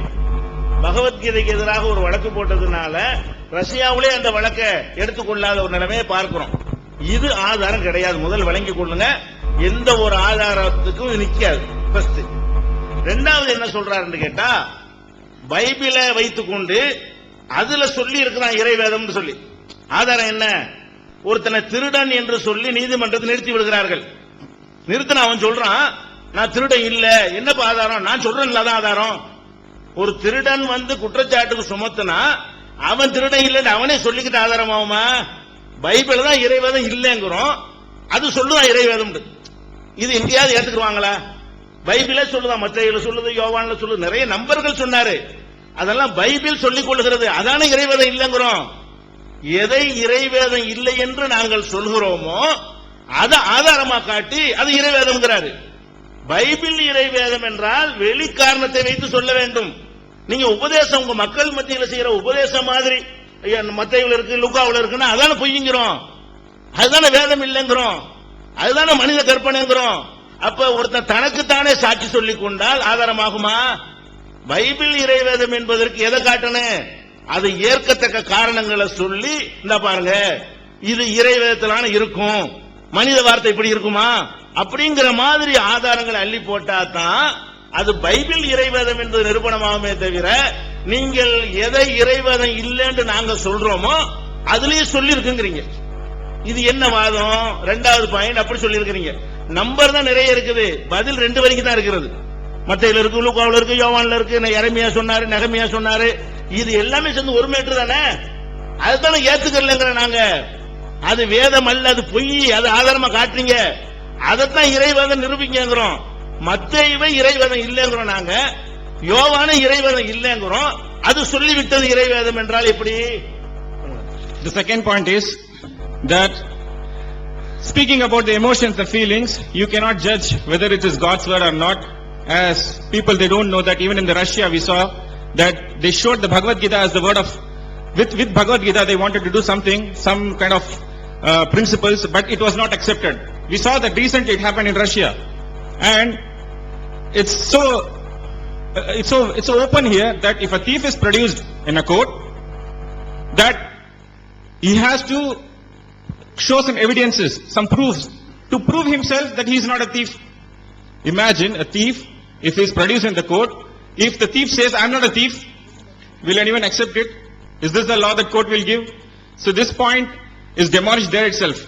And secondly, whatever we are quoting from the Bible that this cannot be God's word, this cannot be God's word, only from that they have taken and proving that they are God's word. We don't agree that Matthew, Luke, Mark, or it is Ezekiel or whatever the book is of the book of the Bible, we don't say that this is God's word. They are taking from the proof from the Gospels and saying that this is God's word. This is so what you call ridiculous. This point cannot hold water. And that's what the books that whatever we don't believe, we are saying from the Bible that this is not God's word. They are taking the proofs from the same source and they keep trying to say that these are the God's words. So it is not the one which is strong. அப்ப 2 விஷயம், 3 தான் மொத்தமே சொல்லி இருக்கிறாரு. Number தான் 15 கேள்வி. அவர் சொன்ன விஷயம் 3 தான். நீதிமன்றத்தில் ப்ரூவ் பண்ண இயலாதுங்கிறாரு. நாம விவாதத்துக்கு தான் உட்கார்ந்துட்டு இருக்கிறோம். பாயிண்ட் 1 அடிபட்டு போச்சு. ரெண்டாவது என்ன சொல்றாருன்னா, பைபிள்ல நிறைய இடங்கள்ல அது இறைவேதம் சொல்லப்பட்டிருக்குங்கிறாரு. அதுவும் நிக்காது, நிரூபணம் ஆகல. மூணாவது என்ன, உங்க குரான்ல இருக்குது. மூணாவது ஆதாரம் என்ன? அப்ப குரானுக்கு முந்தின 600 வருஷ காலமா பைபிள் இறைவேதம் இல்லையா? குரான் வந்தா நிரூபிக்கிற நிலையில் இருக்குதா?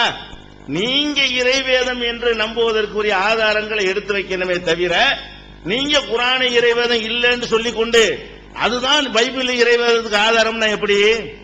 நீங்க குரான் இறைவேதம் இல்லைங்கிறீங்க, அந்த குரானே சொல்லிவிட்டது அப்படின்னா எப்படி உங்களுக்கு ஆதாரமாகும்? அப்ப நீங்க பைபிளை இறைவேதம் நம்புறதுக்கு முன்னாடி குரானை நம்பி ஆகணுமே. குரானை இறைவேதம் நம்புனாதான் இதெல்லாம் நீங்க ஆதாரமா எடுத்து வைக்கணும். குரான் இறைவேதம் இல்லைங்கிறீங்க, அதுல சொல்லி இருக்குது பைபிளை பத்தி இறைவேதம் சொல்லி இருக்குது. இது எப்படி ஒரு இது ஆர்குமெண்டா? சரி, குரான்ல சொல்லி இருந்தா எங்களுக்கு இது ஆர்குமெண்ட்டுக்காக நான் சொல்லல, எங்க மக்களுக்கு சொல்றதுக்காக நான் சொல்லிக் கொள்கிறேன். குரான்ல இருக்கிறது என்ன இருக்கிறது? பைபிளை பத்தி இருக்கா குரான்ல?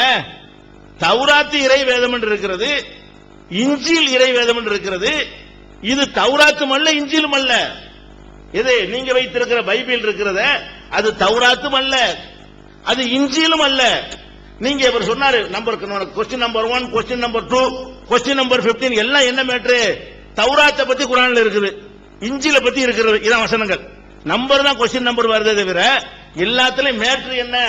குரானில் தௌராத்தை பற்றி சொல்லப்பட்டிருக்கிறது, அது மாதிரியான ஒரு 10 வசனம். குரானில் இஞ்சிலை பற்றி சொல்லப்பட்டிருக்கிறது, அதை எடுத்து வைத்துக் கொண்டு உங்க குரானே சொல்லுகிறது எங்க பைபிள் இறைவேதம்னு. நாங்க சொல்லுகிறோம் தௌராத்து இறைவேதம். குரானை நம்பக்கூடிய நாங்கள் தௌராத்து இறைவேதம் என்று நம்ப கடமைப்பட்டிருக்கிறோம். இஞ்சில் இறைவேதம், இஞ்சில நாங்க நம்ப வேண்டும். நீங்கள் வைத்திருக்கிற இந்த பைபிள் தௌராத்தும் அல்ல, இஞ்சிலும் அல்ல. பைபிளை பற்றி குரான் பேசவே இல்லை. இன்னும் சொல்ல போனால் உங்களுக்கு சாதாரணமாக புரிந்து கொள்வதற்காக சொல்கிறேன், அவர் எடுத்துக்காட்டின வசனங்கள்லயே எப்படி வரும்? ஆத்தைனாகுல் இஞ்சில், இயேசுவுக்கு இஞ்சிலை கொடுத்தோம். இஞ்சில்னா என்னது? குரான்ல வருது, இஞ்சிலுக்கு டெபினேஷன் வருது, இயேசுவுக்கு நாம் கொடுத்த வேதம் இஞ்சிலு. அப்ப கர்த்தர் இயேசுவுக்கு கொடுத்தார ஒரு புஸ்தகம், அதுதான் இஞ்சில். நீங்க வச்சுக்கிற புதிய ஏற்பாடு கர்த்தர் இயேசுவுக்கு கொடுத்தது அல்ல, இயேசுவுக்கு பிந்தி இயேசுவை பத்தி மனிதர்கள் எழுதினது. கர்த்தர் இயேசுவுக்கு கொடுத்ததையா நீங்க புதிய ஏற்பாடுன்னு சொல்லிட்டு இருக்கிறீங்க? கர்த்தர் இயேசுவுக்கு ஒரு புஸ்தகம் கொடுத்தார்கள், அதை நாங்க நம்புகிறோம். அதை நீங்கள் ஒழித்து விட்டீர்கள், மறைத்து விட்டீர்கள் தான் குற்றச்சாட்டு சாட்டுகிறோம். புதிய ஏற்பாடு என்பது எப்படி இஞ்சில் ஆகும்? இயேசுவுக்கு தெரியாது எப்படி ஒரு புதிய ஏற்பாடுங்கிற, அவருக்கு பிந்தில எல்லாம் எழுதுறாங்க. அவருக்கு பிறகு எழுதி வைத்துக் கொண்ட ஒரு புஸ்தகம் எப்படி கர்த்தர் இயேசு கொடுத்ததா இருக்க முடியும்? அதனால எங்க நம்பிக்கையில் எங்களுக்கு குழப்பம் கிடையாது. டிஎன்டிஜேக்கோ முஸ்லிம்களுக்கோ இல்லன்னா இந்த வசனங்களை பார்த்துட்டு நாங்க அப்போ பைபிளை ஏத்திருப்போமே. எங்களுக்கு குரான்ல தௌராத்தை பற்றி இன்னும் சொல்ல போனால், தௌராத்துங்கிறது என்ன? ஆதி ஆகமத்தில் இருந்து உபாகமம் வரைக்கும் உள்ள 5 ஆகமங்களை தௌராத் என்கிறீர்கள், நாங்க அது தௌராத் இல்லை என்கிறோம். நீங்கள் அதை ஒத்துக்கொள்கிறீர்கள். உபாகமத்துடைய கடைசியா முடியும் போது வருது என்ன வருது? 34:5 வசனத்தில் வருகிறது. உபாகமம் கர்த்தரிலிருந்து மோசேக்கு வந்தான தௌராத்து, அதுல மோசே செத்தது வருது. மோசே செத்தான், அவனை அடக்கம் பண்ணினார்கள், அவனுக்கு துக்கம் கொண்டாடினார்கள். அவனுக்கு பிறகு யோசுவா ஆட்சி பொறுப்புக்கு வந்தான். மோசைக்கு வந்த வேதத்தில் மோசையுடைய மரணம் வருமா? மோசையுடைய வேதம் என்றால் மோசையுடைய மரணத்தை பத்தி மோசை எப்படி எழுதுவாரு? அப்ப அது மோசைக்கு சம்பந்தம் நல்ல விளங்குது, அதுவே சொல்லிக் கொண்டிருக்கிறது. நீங்கள் குர்ஆன்ல காட்டின 15 வசனங்களும் சரி, 15 கேள்விகளும் சரி, 100 வசனங்களும் சரி, அதுல உள்ள அனைத்தையும் நாங்கள் அப்படியே நம்புகிறோம்.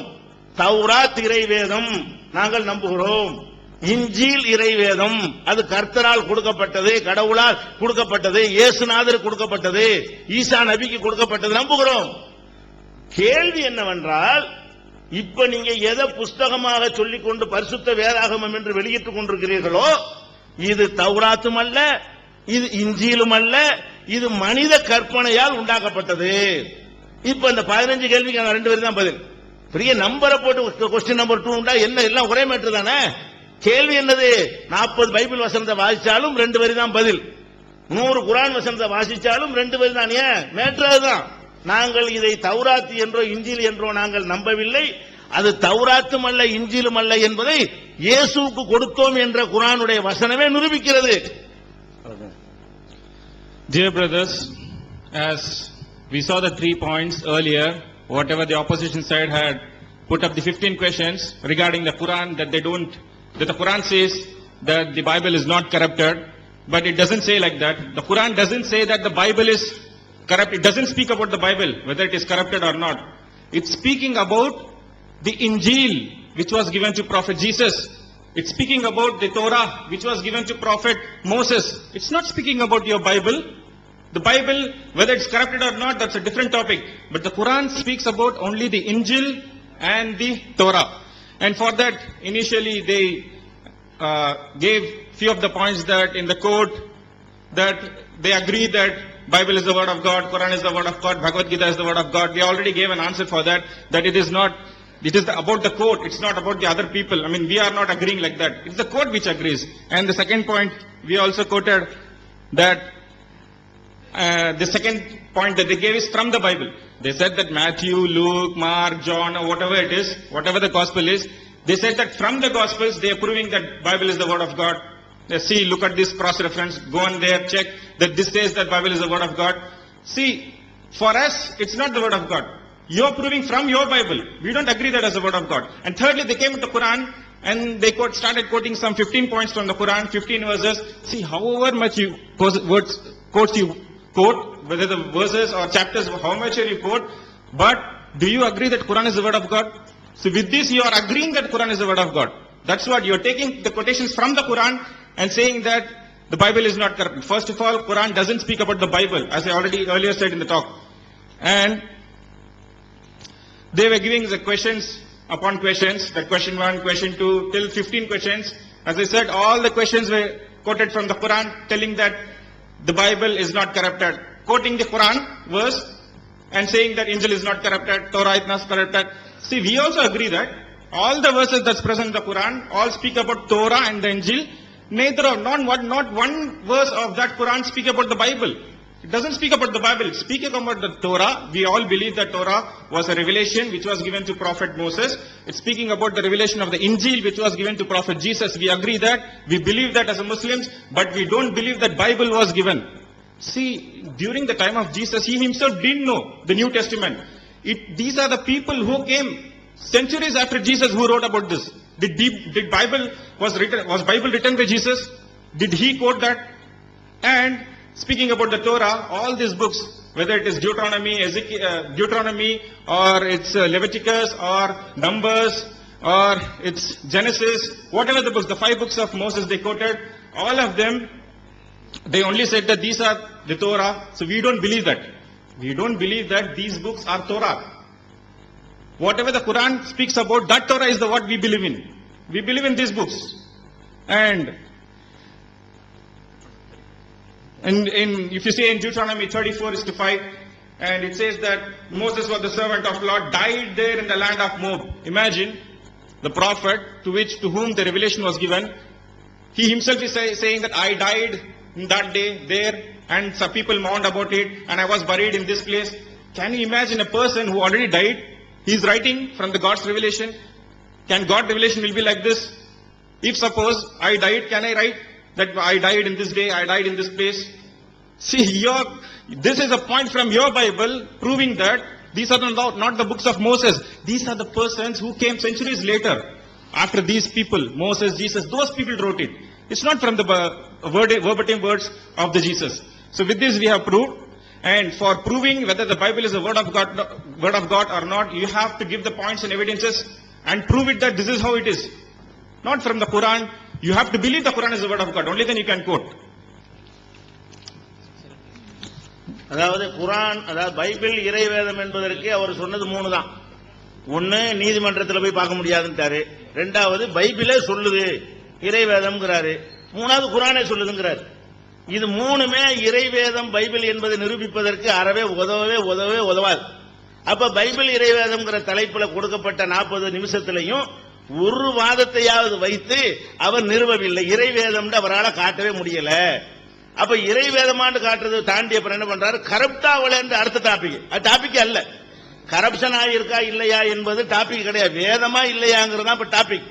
பைபிள் வந்து கரப்ஷன் ஆகல, கரைப்படுத்தப்படவில்லை என்று ஒரு எடுத்துக்கொண்டு அதுக்கு சில வாதங்கள்லாம் வைக்கிறார். கரைப்படுத்தப்பட்டதா இல்லையாங்கிறது வாதம் பண்ற ஒரு விஷயமா? ஒருத்தன் ஒரு பாடி கிடக்கிறது, நீங்க எல்லாரும் சேர்ந்துக்கிட்டு உசுரோட இருக்காங்கிறீங்க, நாங்க மூச்சு வரைக்கும் பார்த்து செத்து போயிருந்த கண்ணு முன்னாடி பார்த்துட்டோம். நீங்க 1000 பேர் சொன்னதுனால உசுரோட இருக்கான ஆயிருமா? தூக்கி மூச்சு வரலன்னு கண்ணு முன்னாடி பார்க்கும்போது அதான் ஆதாரமே தவிர நீங்க 1000 பேர் சேர்ந்து கொண்டு உயிரோட இருக்கான்னு கத்தனாகுமா? பைபிள் கரப்டா இருக்கா இல்லையான்னு பைபிள் காட்டதாக போறோம், அடிக்கடி போட போறோமே. பைபிள்ல கரப்ஷன் இருக்குதா இல்லையா என்பதை எப்படி எல்லாம் கரப்ஷன் பண்ணிருக்கேன்னு பைபிள் எடுத்து காட்டும் போது கரப்ஷன் கண்ணுக்கு முன்னாடி தெரியும் போது வேற ஆதாரம், புற ஆதாரங்களை கொண்டு வந்து எதுக்கு நிரூபிக்கணும்? கண்ணு முன்னாடி தான் காட்ட போறோம், வரும் லிஸ்ட் வரும். பைபிள்ல என்னென்ன கரப்ஷன் எல்லாம் செய்யப்பட்டிருக்கு என்பது வர கரப்ஷன் தலைப்பு இல்ல. நீங்க கரப்ஷனை கையில் எடுத்துக்கொண்ட காரணத்தினால் அதையும் நம்ம உள்ளுக்குள்ள நுழைத்து என்ன செய்ய போறோம்? கரப்ஷன் வழக்கம் தரப்போகிறோம். அதுக்கு அப்புறம் எங்க சைடை பொறுத்த வரைக்கும், முஸ்லிம் சைடை பொறுத்த வரைக்கும் பைபிள் இறைவேதம் இல்லைங்கிறதுக்கு நாங்க ஒரு ஆதாரம் காட்ட வேண்டியது இல்லை. யாரு இறைவேதம் வர்றீங்களோ அவங்க தான் காட்டணும். நாங்க இறைவேதம் இல்லைங்கிறதுக்கு ஆதாரம் காட்ட அவசியம் இல்லை. நீங்க எப்ப இறைவேதத்துக்கு ஆதாரம் காட்டலையோ இறைவேதம் இல்லை நிரூபணம் ஆயிரும். நாங்க சும்மா உட்கார்ந்துருந்தாலே போதும். இப்ப நிரூபணம் ஆகிவிட்டது. இந்த முதல் தலைப்பிலேயே ஒரு இறைவேதங்கிறதுக்கு ஒரு ஆதாரம் காட்டலையா, இந்த நிமிஷத்திலே அது இறைவேதம் என்பது கிடையாது, நிரூபிக்க முடியல. ஸ்டார்டிங்ல இவ்வளவு பெரிய டயத்தில் நிரூபிக்க முடியவில்லை. ஆனாலும் இல்லைங்கிறதுக்கு ஆதாரம் வச்சிருக்கோம், காட்ட தேவையில்லை. பைபிள் இறைவேதம் இல்லைங்கிறதுக்கு நாங்க ஆதாரம், இறைவேதத்தை நீங்க நிரூபிக்காட்டாலேயே இறைவேதம் இல்லைன்னு ஆகிவிடும். இறைவேதம் இல்லைன்னா என்ன? இறைவனுடைய வேதம் என்றால் ஒருத்தன் யாரு சொல்றானோ அவனுடைய தகுதிக்கு தகுந்தவாறு அது இருக்கணும். ஒரு பெரிய ஜீனியஸ்ங்கிறீங்க, கிறுக்க மாதிரி எழுதி வச்சிருந்தா அது ஜீனியஸ் சொல்லுவீங்களா? ஒரு ஆளை சொல்றீங்க ஜீனியஸ், படிச்சு பார்த்தா உலர் இருக்கிறான், இது எழுதுனவன் எப்படிப்பா ஜீனியஸ் கேட்பீங்களா இல்லையா? அப்ப ஒரு கர்த்தர் என்று சொல்பவருடைய வார்த்தையா இருந்தால் கர்த்தருக்குன்னு ஒரு தகுதி இருக்கிறது. என்ன தகுதி? கர்த்தருக்கு அறியாம இருக்கக்கூடாது. இது அறியாமையோட ஒரு நூல் இருந்துச்சுன்னு வைங்க, இது கர்த்தர் சொன்னது இல்ல ஆயிருமா இல்லையா? கர்த்தர் பொய் சொல்லக்கூடாது. பொய் இருக்குன்னு வைங்க, ஆக பொய் இருக்கு, அப்ப கர்த்தர் சொன்னது அது விளங்குமா இல்லை? அதுவே சொல்லும். ஒரு புஸ்தகத்துல வேதம் என்று சொல்லப்படுற புஸ்தகத்துல பொய் இருக்கிறது, அது இறை வேதம் இல்ல, அதுவும் ஆதாரமாயிரும். அதே மாதிரி அறியாம இருக்கிறது, கடவுளை பலவீனமாக்குற மாதிரி இருக்கிறது, கடவுளுக்கு எதிராக இருக்கிறது, கடவுளை அசிங்கப்படுத்துற மாதிரி இருக்கிறது, நாகரிகம் உள்ள சமுதாய மக்கள் மத்தியில் அதை சொல்றதுக்கு வெக்கப்படுற அளவில் இருக்கிறது. இப்படி எல்லாம் இருக்குமையானால் இதை ஒரு சராசரி நல்ல மனிதனே சொல்லி இருக்க முடியாது என்னும் பொழுது இதை எப்படி கர்த்தர் சொல்லி இருப்பாரு என்று அவ்வளவு ஆதாரங்கள் இருக்கு. எங்களுக்கு தேவையே இல்லை, நீங்க தான் நிரூபிக்கணும். நாங்க என்ன செய்யணும்? பதில் தான் சொல்லிட்டு இருக்கணும். நீங்க நிரூபிக்கிற வேலையை பார்க்காத காரணத்தினால இப்ப நாங்க இல்லைங்கிறது நிரூபிக்கிறதுக்கு என்ன செய்யறோம்? ஆதாரங்களை எடுத்து போட போகிறோம். ஆதாரங்களை சொல்லுங்க. And as we already quoted that all the 3 points that they showed earlier in the talk, that proving that the Bible is not corrupted or not, or it's a God's word, something like that. First of all, you should know that whether it's in the court law, we already proved that it's something which cannot be agreed. It cannot be accepted by all common people. If the court says that it's the word of God, we don't have to agree with it. Secondly, they took the point from the Bible saying that the Bible says it's not corrupted, quoting the chapters from the Bible. We don't believe that those are the God's revelation. So that is also something which doesn't hold water. And thirdly, they taking from the Quran, and for that also we gave reason that the Quran is speaking about not the Bible, but the Torah, the revelation to Moses, and the Injil, the revelation to Jesus. So with these 3 points initially that they quoted, we all gave answers that with this proves again that you have not entered into the topic at all. I mean, this doesn't prove whether Bible is God's word or not. You are changing the topic. I mean, you are changing the topic. The topic is the Bible God's word? The topic is not whether Bible is corrupted or not. Speaking about more than half an hour about whether the Bible is corrupted or not, giving the proofs from that. See, this is not something like that. We have come here for the debate whether the Bible is the word of God or not. We don't agree that, you agreed. So you have to give proofs. If you don't give proofs, then that itself proves that Bible is not the word of God. If you don't give any evidences or proofs that Bible is not the word of, is the word of God, if you don't give any proof, it itself proves that Bible is not the word of God. Because you have not given any of the points from that. And we also see that as an example I can give, that we already say that if a body is already dead, and if there are some 1,000 people coming and shouting that the body is not dead, it is alive, it is alive. If a person is dead or not, how would you identify it? You go, you touch his hand and you see whether he's got and see his breath, if it is not, if it is there, and the pulse you see, and check whether the body is alive or not. Just by shouting 1,000% coming in the gathering and then shouting that the body is not dead, it is alive, it doesn't make sense, right? In the same case, you have to prove from the Bible, you have to give the proofs, the evidences from the Bible that this book is God's word. If you don't give proofs, that itself will prove that Bible is not the God's word. Because you haven't given any proof so far. You have just spoken about these things. And it's like, see, if God's word, how do you judge whether it's a God's word or not? Because you have not given any proofs, we can take from the Bible. If you see, if you call this is a revelation of God, then it should have qualities and attributes which should be befitting God. For instance, if you see the Bible, it's got innumerable ignorance and absurdities. He cannot attribute such qualities to God. And it also has lies and falsehood. Can you imagine God will lie? He will teach humankind falsehood. This Bible has got it. And it also has innumerable contradictions. It has got obscene statements which you cannot even read in front of the public. You cannot read such statements in front of your family. Those statements cannot be read in any society, if it's a modest one. If you're a modest person, if you're a decent person of a good family, you will not read such statements in front of anyone. But the Bible has got such statements. It's got the obscenity, ignorance, vulgarity, lies, falsehood, human interpolations which are so transparent. So we are going to prove that in our debate. So these will prove that Bible will not be the word of God, and it will be very, very clear to you.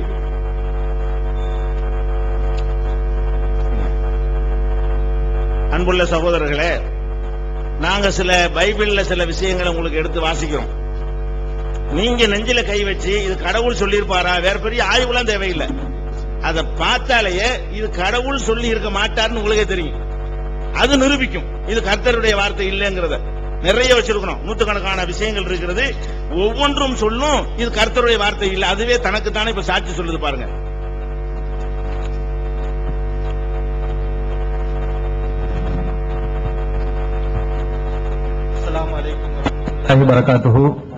அன்பிற்குரிய சகோதரர்களே, பைபிளை படிக்கக்கூடிய ஒவ்வொருவரும் அது இறைவேதமாக இருக்க முடியவே முடியாது என்பதை சந்தேகத்துக்கு இடமின்றி தெளிவாக அறிந்து கொள்ளலாம்.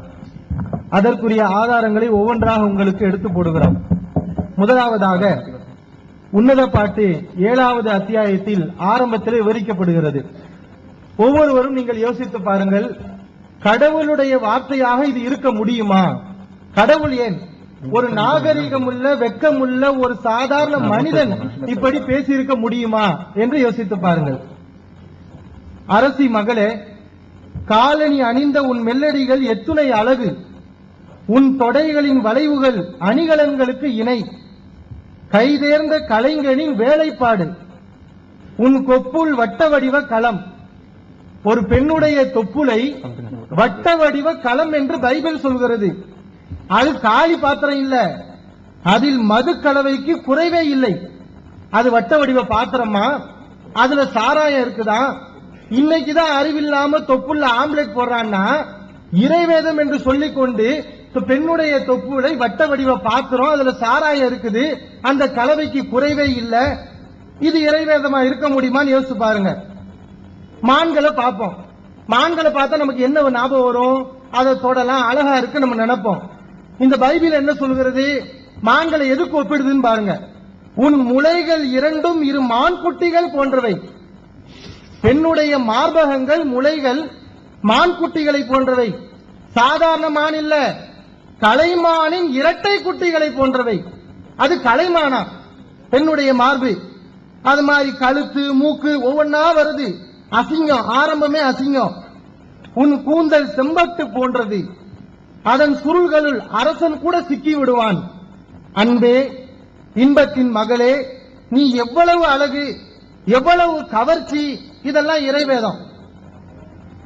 உன் வளர்ச்சி பேரிச்சைக்கு நிகராகும். உன்னுடைய ஹைட்டு பேரிச்ச மரத்துக்கு நிகர்.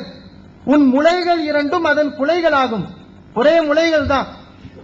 ஒரு பெண்ணுடைய முளைய எதுக்கு ஒப்பிடுகிறார்கள்? பேரித்த மரத்தின் குலைகளாக பைபிள் சொல்கிறது.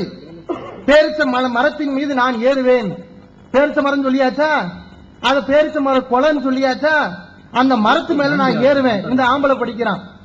அந்த பல குலைகளை பற்றிடுவேன். உன் முளைகள் திராட்சை குலைகளை போல ஆகுக என்று ஒரே அசிங்கம். என் காதலரே, பதிலுக்கு இவ, என் காதலரே வாரும் வயல்வெளிக்கு போவோம். அசிங்கத்தை எங்க போய் பண்றது? பண்றதே அசிங்கம். அதை வெட்ட வெளிச்சமோ வயல்ல போய் பண்ண போறாங்க.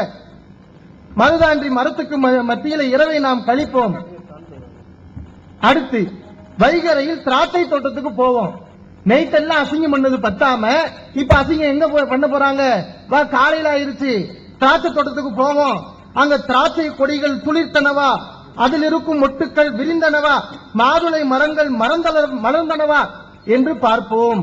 அங்கே உன் மீது என் காதலை பொழிய போகிறேன். காதற் கனிகளின் மனம் கமழுகிறது. இவ்வளவு வருது. இந்த காதற் கனிகள்னா என்னமோ சாதாரண கனி நினைச்சிடக்கூடாது. சில மொழிபெயர்ப்புகள்ல தூதாயும் கனி என்று சொல்லப்படுகிறது. அந்த தூதாயும் கனிக்கு பைபிள் என்ன விளக்கம் கொடுக்குது? அது அந்த காலத்து வயாகரா. இன்னைக்கு மாத்திரை மருந்துன்னு கொடுக்கறாங்கல்ல, செக்ஸ் ரொம்ப நல்லா செய்யணுங்கிறதுக்கு. அந்த காலத்துல இந்த தூதாயும் கனியை செய்து இந்த களியாட்டத்துல இறங்குவாங்க. அந்த மாதிரியான கனிகள் நிறைய இருக்குது, வா நம்ம சாப்பிடுவோம் என்று அசிங்க ஆரம்பத்திலிருந்து தொடர்ச்சியான அசிங்கம். யோசிச்சு பாருங்க. இத நான் சொன்னா என் புத்தகத்துல எழுதி உங்கள்கிட்ட கொடுத்தா என்ன நீங்க ஏசுவீங்க? என்ன செக்ஸ் புக்கு விக்கிறியான்னு கேட்பீங்க. அதே இது பைபிள் பேரால இருந்தா இறைவேதம் என்று சொல்லப்படுகிறது. இது எப்படி அறிவுள்ளவர்கள் ஏற்றுக்கொள்வார்கள்? கொஞ்சம் சிந்திச்சு பாருங்க. இந்த அத்தியாயத்துக்கு பேர் என்ன தெரியுமா? உன்னத பாட்டு அத்தியாயத்துக்கு. நான் கேட்கிறேன், இதுதான் உன்னதமா? இந்த மாதிரி முளை, திராட்சை கொடி, மரத்து மேல ஏறுவேன், அதை பிடிப்பேன், இதுதான் உன்னதமா? இதை யாராவது உன்னதம் ஏத்துக்குவாங்களா? பேரு தான் உன்னத பாட்டு. உள்ள இருக்கிறதெல்லாம் மன்மத பாட்டாவுல இருக்குது. அப்ப இறைவேதன் இதை எப்படி சொல்றீங்க? இதை பார்க்கக்கூடிய ஒவ்வொருவரும் அடிமனசுல என்ன வரும் சொன்னா, இது ஒரு பெண்ணை நிர்வாணமாக பார்த்த ஒருவன் அந்த காமத்திலே மூழ்கி எப்ப பார்த்தாலும் அந்த செக்ஸ் சிந்தனையில இருக்கிறான்ல, அவன் தான் இப்படி எழுத முடியும். கடவுள் எப்படி எழுதுவாரு? கொஞ்சம் யோசிச்சு பாருங்க. இந்த மாதிரியான ஆதாரங்கள் அடுக்கடுக்கா இருக்குது. ஒன்ன உங்களுக்கு சொல்லி இருக்கிறோம். இந்த ஒன்னே உங்களுக்கு போதுமானது. இது இறைவேதமாக இருக்கவே முடியாது என்பதற்கு.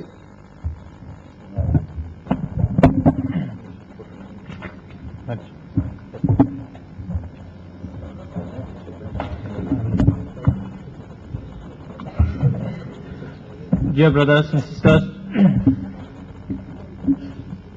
since the opposition side did not present any evidence, firm evidence to prove that the Bible is God's word, we are starting with few obscenities in the Bible which can never read in the public. Even in a so-called civilized society, it will be impossible for anyone to read these verses which are so-called present in the Holy Book. We are going to quote few things from the Bible. I am sure to a modest person it might be very disgusting. They will never take it to be the word of God.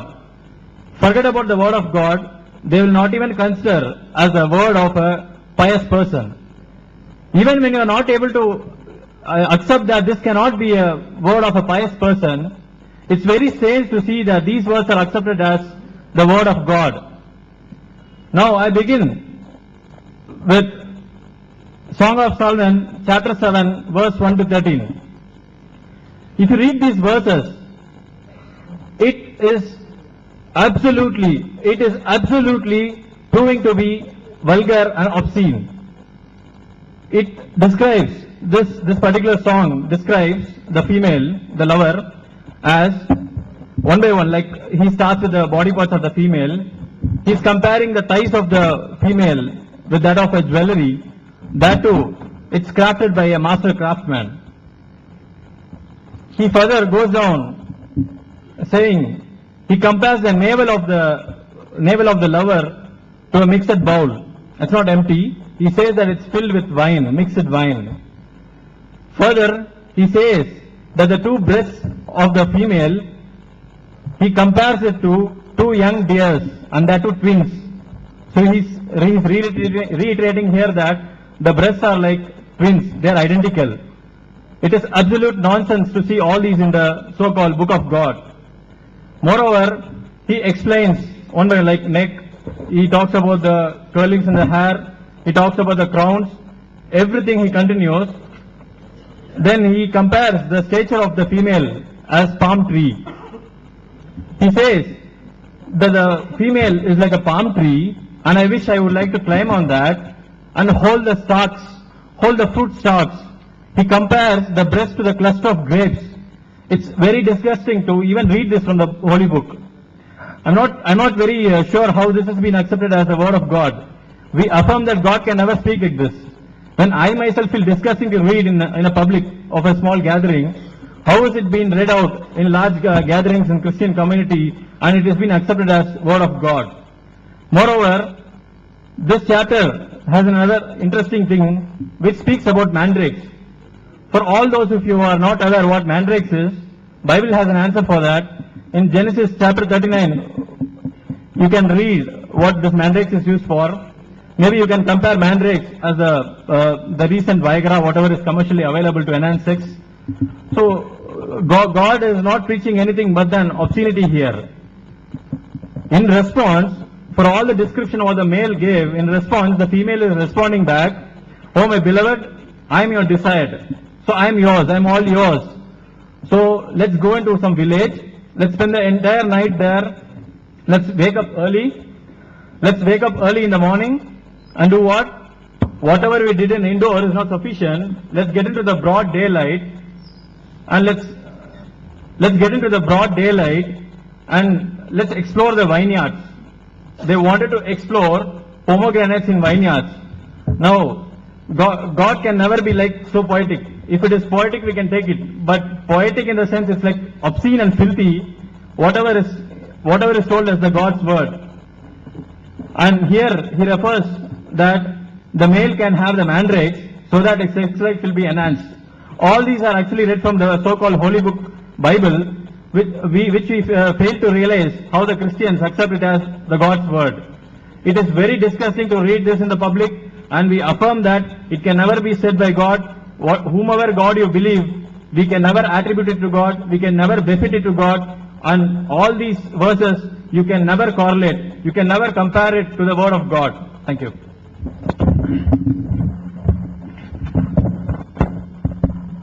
அப்ப இந்த சொற்களை லைட்டா தான் உங்களுக்கு போட்டிருக்கு, நிறைய இருக்கு வரும். உள்ளதுல லேசானது ஒண்ணு சொல்லி இருக்கிறாங்க. ஆபாசம், பொய், அறியாம, இதெல்லாம் பார்க்க நமக்கு இது கர்த்தர் சொல்லியிருக்க மாட்டார் என்று நீங்கள் இதன் முடிவுக்குள்ள தெளிவான ஒரு முடிவு வந்து விடுவீர்கள். அடுத்து என்ன ஒரு முக்கியமான ஒரு கேள்வி ஒண்ணு இருக்கிறது அவங்க கேட்டதுல, இறைவன் எல்லா விதத்தையும் தானே இறக்குறாரு, எல்லாத்தையும் தானே ஒரு பாதுகாக்கிறேன்னு சொல்றாரு, விக்கிருங்கிறாரு. அந்த விக்கிருங்கிற வார்த்தை அனைத்தையும் தான் எடுத்துக்கொள்ளும். அப்ப தௌராத்தை கர்த்தர் பாதுகாப்பாரா இல்லையா, இஞ்சில பாதுகாக்க முடியவில்லையா, இயலவில்லையா அப்படின்னு கேட்டாங்க. பாதுகாக்கவில்லைங்கிறது வேற, பாதுகாக்க இயலவில்லை என்பது வேற. பாதுகாக்க இயலன்னா பலவீனத்தை காட்டும், பாதுகாக்க விரும்பலன்னா பாதுகாக்க விட்டுறலாம்.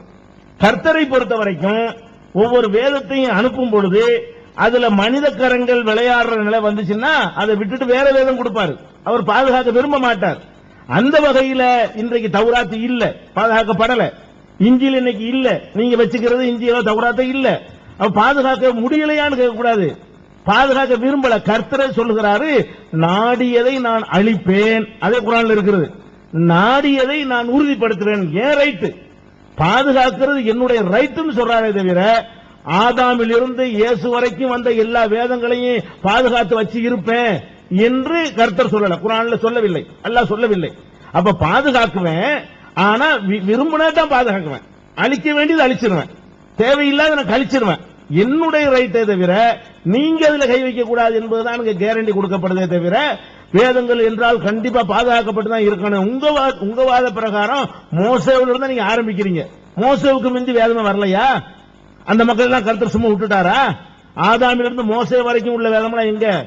அப்ப அவன் நீங்களும் அதை ஒத்துக்கொண்டுதான் இருக்கிறீர்கள். கர்த்தர் நினைச்சதை பாதுகாப்பாரு, நினைச்சதை அளிப்பார் என்று. அதனால brothers, we already saw that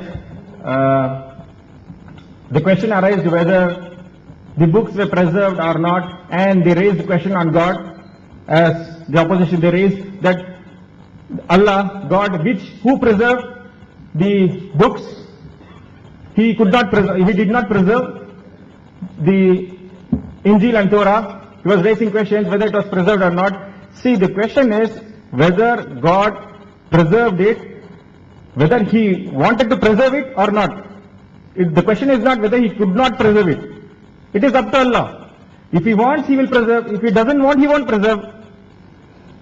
See, for any message that used to come before all the prophets in Islam, the messages were not meant for everyone of all the humankind. It was meant for a certain period of time. It was meant for certain people. Not like the Quran, which is meant for all the humankind and all the people, for the whole of the humanity. Those messages were only for certain period of time, as I said.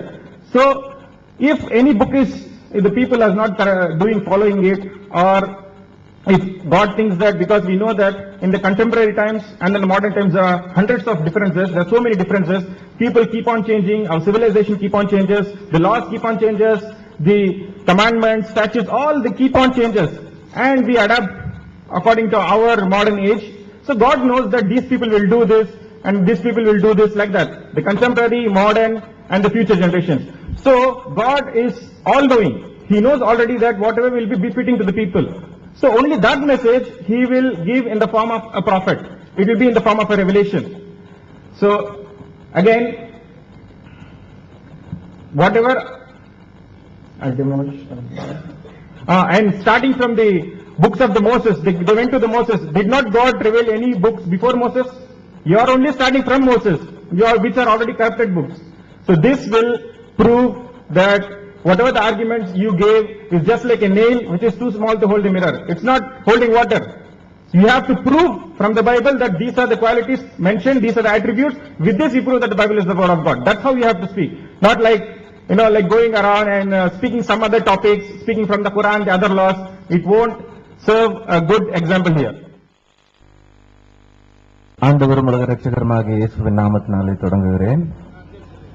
I begin in the name of Jesus, who is the Savior of the world. நண்பர்களே, இதுவரைக்கும் 2 அமர்வு இப்ப போயிருக்கு. முதல் அமர்வில் எங்களுடைய அருமையான சகோதரர் ஜெரி அவர்கள் பல விஷயங்களை எடுத்து வைத்து வாதமாக வைத்து கேள்விகள் கேட்டார். Dear friends, we have heard 2 sessions. In the first session, our dear friend Brother Jerry has posed some questions as a basis of his argument. ஆனா இரண்டாவதாக பேசின அருமையான மௌலவி பிஜே அவர்கள் அதற்கு பதில தராம மற்றதெல்லாம் சொன்னார். But Janab PJ, when he was replying, he did not give answers to the questions posed. கோர்ட்டை பத்தி எக்ஸ்பிளைன் பண்ணாரு. முதல்ல ஜெரி அவர்கள் என்ன சொன்னாங்கிறது முதல்ல அவர் புரிஞ்சுக்கல நான் நினைக்கிறேன். He was talking about court. I think he has not really understood what Brother Jerry was talking. ஒரே 2 பேர் ஏற்றுக்கொண்ட ஒரே விஷயத்திற்கு விவாதம் கிடையாது. அதான் அவர் சொன்ன விஷயம். If 2 people have agreed on anything, there can be no discussion on that. அதைத்தான் இங்க விவாதமா எடுத்து வச்சாரு. இங்க 2 பகுதி மக்கள் உட்கார்ந்து இருக்கிறோம். எப்படின்னா கிறிஸ்தவர்களும் இஸ்லாமியர்களும் 2 பகுதி மக்கள் உட்கார்ந்து இருக்கிறோம். முதலாவது 2 பேரும் ஏற்றுக்கொண்ட வேதங்களிலே என்ன ஒரு வாதம் இருக்கிறது என்றால் தோராவும் இஞ்சிலும் அது தேவனுடைய வார்த்தை என்பது அதுல மறு ஒரு விவாதம் இருக்க முடியாது. So here both Christians and Muslims we are sitting, and what he has put forth is both in the Quran and in the Bible, the Torah and Injil, it is accepted that Torah and Injil are God's word. இரண்டாவது அவர் சொன்னார் Bible இங்க இருக்கிற கிறிஸ்தவர்கள் உட்கார்ந்து இருக்கிறனால அவர்கள் தங்களுடைய வேதம் பைபிள் அப்படின்னு சொல்றதுனால பைபிள் என்ன சொல்லுகிறது தன்னை பற்றி அப்படிங்கறத பற்றி அவர் அதனுடைய வாதத்தை எடுத்து வைத்தார். பைபிள் இறை வேதம் என்பதற்கான வாதத்தை. Because Christians are sitting here and because Christians believe that Bible is God's word, he was basing his argument on the Bible. அடுத்தபடி இங்க இஸ்லாமியர்களும் இருக்கிறாங்க. இப்போ ஏதோ நாம ஒரு கிறிஸ்தவர்கள் மட்டும் மீட்டிங் நடத்துறதா இருந்தா இல்ல, ஒரு பொதுவான மீட்டிங் எல்லா மக்களும் இருக்கிறாங்கன்னா பைபிளுடைய பல இதை எடுத்து வைத்து இங்க ஆதாரபூர்வமா இது பண்ணிட்டு போலாம். அது ஸ்பீச். இது ஸ்பீச் கிடையாது, விவாதம். See, actually we are not giving any lecture or any preaching. Because if we thought that it's a preaching, then we would have given lot of arguments based on the Bible. It's a common thing. இங்கு எதிரணியில் இருப்பவர்கள் குரானையும் ஹதீஸையும் ஏற்றுக்கொண்டவர்களாக இருக்கிறபடினால அதிலிருந்தும் வாதங்களை எடுத்து வைக்க வேண்டும் என்பதுதான் நியாயமான அடிப்படை. Since our opponents are here, who believe in the Quran and the Hadiths, we have to base our arguments based on those documents also. அதனால அதிலிருந்து எடுத்து வைக்க கூடாது. இல்ல இதெல்லாம் அவசியம் இல்ல, நீங்க வேற எல்லாம் எடுத்து வைக்கணும், நாங்க நினைச்செல்லாம் எடுத்து வைக்கணும் அப்படிங்கிறது இங்க ஒரு இதுவா சொல்லுங்க, யோசிச்சு பாருங்க. Just think that you cannot base your argument on Hadiths and Quran. Just you should say base your argument on something else. Do you think it is right? Bible சொல்லுகிறது இறைவேதம் என்று, குரான் சொல்லுகிறது, ஹதீஸ் சொல்லுகிறது பைபிள் அதாவது தோரா இஞ்சில் இறைவேதம் என்று.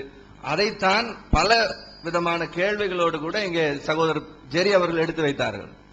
Bible says it is God's word. Quran and Hadith also agree that Injil and Torah are God's word. That is what Brother Jerry has put forth in the first session. அருமையான மௌலவி PJ அவர்கள் சொன்னார், நான் திருடன் இல்லைன்னு சொன்னா எப்படி நம்புறது அப்படின்னு கேட்டார். See, Maulavi PJ has said that if thief says that I am not a thief, how can you believe him? இத பாருங்க, யார் சொல்றது அப்படின்றத பாருங்க. அதாவது இஸ்லாமியர்கள் சொல்றது இது எந்த வகையில் நியாயம்? குரான் தான் சொல்லுகிறது, அல்லாஹ் சொல்லுகிறான் பாதுகாக்கிறேன் குரானை அப்படின்னு, அது குரான்ல தான் இருக்கு. See, how is it? How can we accept it if Muslims say this? Because Quran itself says that Allah protects His word, protects His scriptures. அதுக்காக சொல்லக்கூடாது, அல்லாஹ் ப்ரொடெக்ஷன் பண்றதுனால அது ப்ரொடெக்ஷன் கிடையாதுன்னு சொல்லுவீங்களா? See, if Allah is not protecting, sorry, I don't catch it. குரான்ல அல்லாஹ்வே குரான்ல சொல்லியிருக்காருன்னு சொல்லும் பொழுது குரான்ல தானே சொல்லியிருக்கு, அதனால அது ப்ரொடெக்ஷன் கிடையாது அப்படிங்கிற மாதிரி சொல்லுவீங்களா? Allah has spoken in the Quran, and can you say that because it is said in the Quran only Allah has said? அப்படி சொல்ல மாட்டீங்க. You won't say that. அப்ப என்னன்னா குரானும் சொல்லுது, மற்றது என்ன சொல்லுதுங்கிறத நம்ம பாக்குறோம். Quran also says and what the other documents say. That's what we have to see. Bible இறைவேதம்னு ஒத்துக்குது. முதல்ல பைபிள் தன்னை சொல்லுது இறைவேதம்னு. Bible accepts itself as God's word. Plus குரானும் அதை ஒத்துக்கொள்ளுகிறது என்பதைத்தான் சரி அவர்கள் எடுத்து வைத்தார்கள் வாதமாக. Besides, Quran also accepts that Bible is God's word. That's what Brother Jerry was saying. மௌலவி பிஜே அவர்கள் சொன்னது போல சத்தியம் வாங்குவது அப்படிங்கிறது நீங்க நல்லா யோசிச்சு பாத்தீங்கன்னா அது இந்த இதுக்கு உதாரணமே கிடையாது. See, Maulavi PJ was referring that taking oath in the court of law. We are not referring to that. அது அவன் எதை நம்புறானோ அதுல சத்தியம் வாங்குவாங்க. அது எதிரணியில நம்ப மாட்டாங்க அதையே. See, whoever believes in the scripture as God's word, in that they will take oath. On that they will take oath. ஒரு கிறிஸ்தவன்ட்ட பைபிள்ல சத்தியம் வாங்கினா எதிரணியில ஒரு முஸ்லீம் இருக்கலாம், ஒரு ஹிந்து இருக்கலாம், சீக் இருக்கலாம். அவன் பைபிளை இறைவேதம்னு ஏத்துக்கிறவனா சொல்ல முடியாது. See, suppose somebody is taken oath on the Bible, the opponent may be a Muslim or a Sikh or a Hindu, he need not accept Bible as God's word. ஆனா இந்த இடம் அப்படி கிடையாது. But not this place. This place is not like that. இங்க குரானை இறைவேதமாக ஏற்றுக்கொள்கிற மக்களும் இங்க அமர்ந்திருக்கிறீங்க. See, here people who believe Quran as God's word, you are seated here. அதனாலதான் குரான்ல இருந்து எடுத்து வசனங்களை வைத்தார்கள். That is why he was quoting from the Quran.